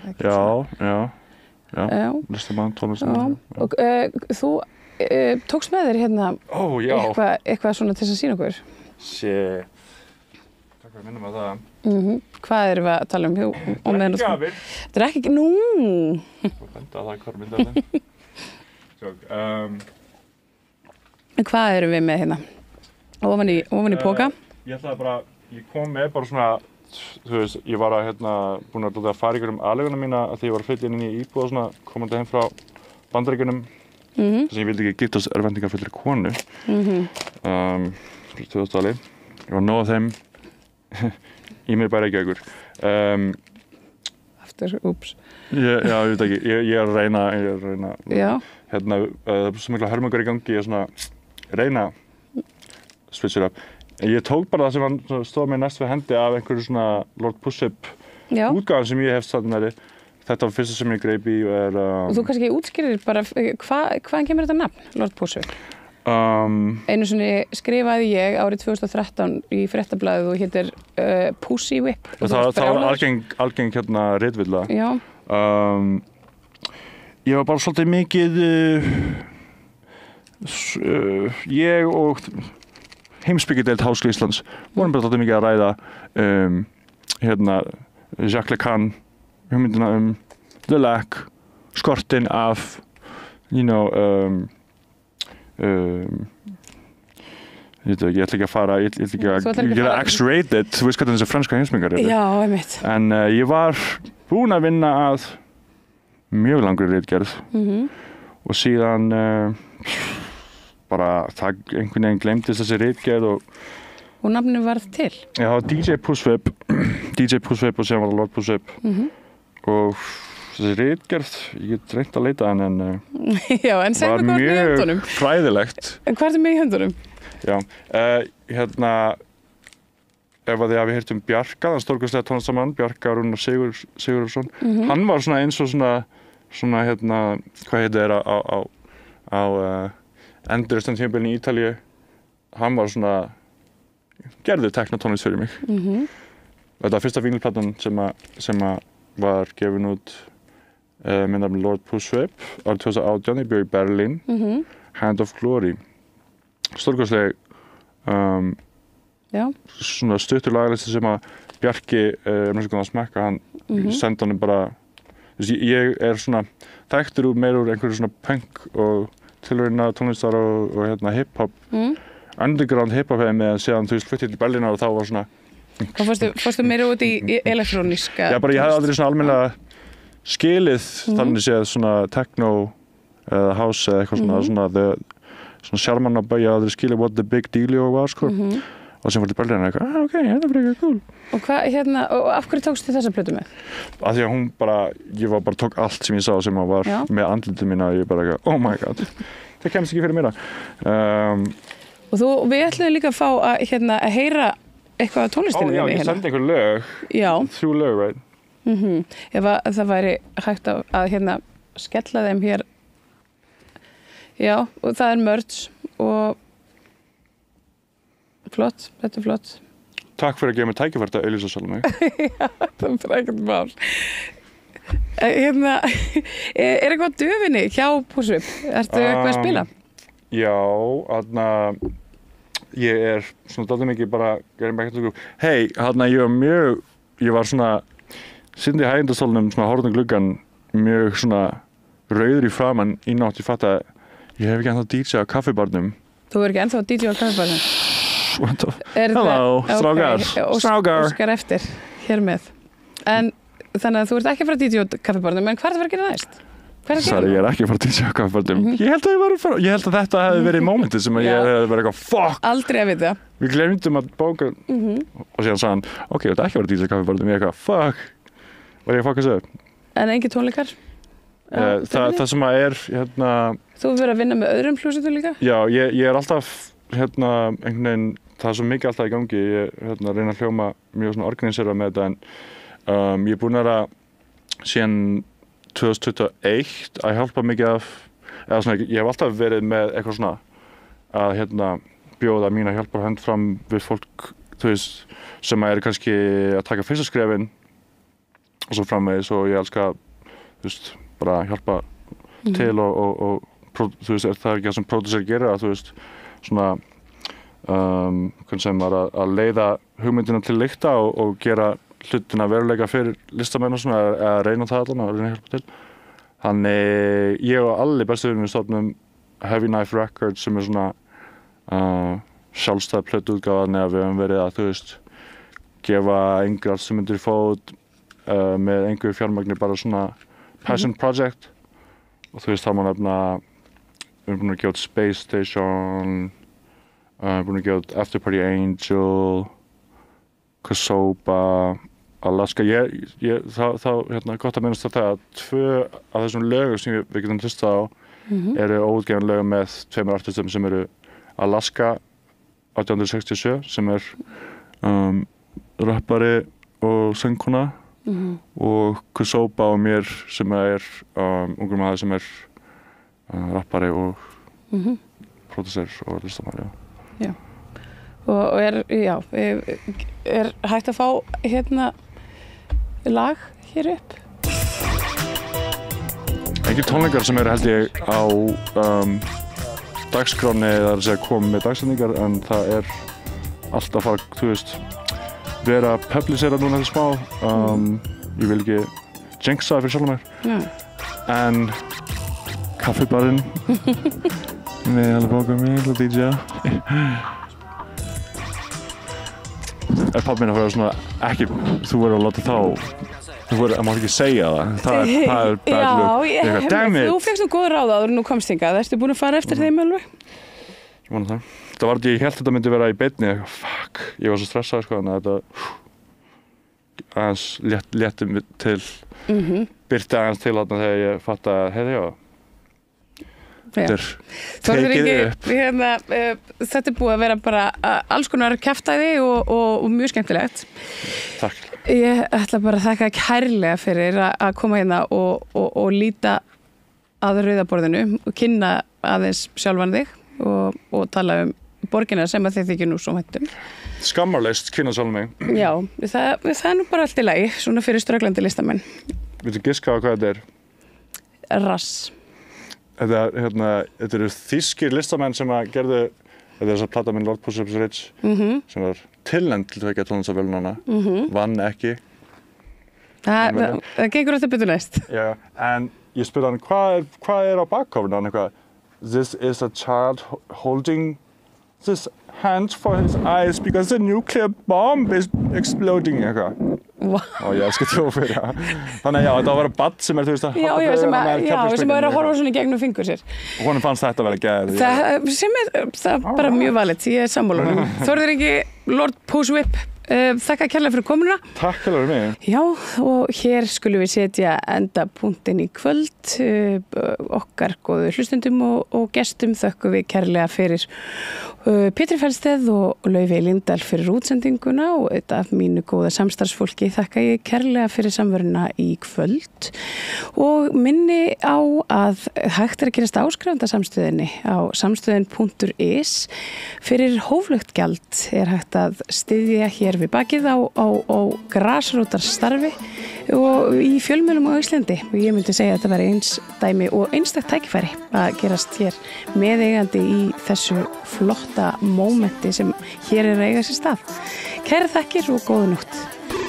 Ég er ekki fucking grúppi, ég þarf ekki fucking hátalara til að þú takir mér alvarlega.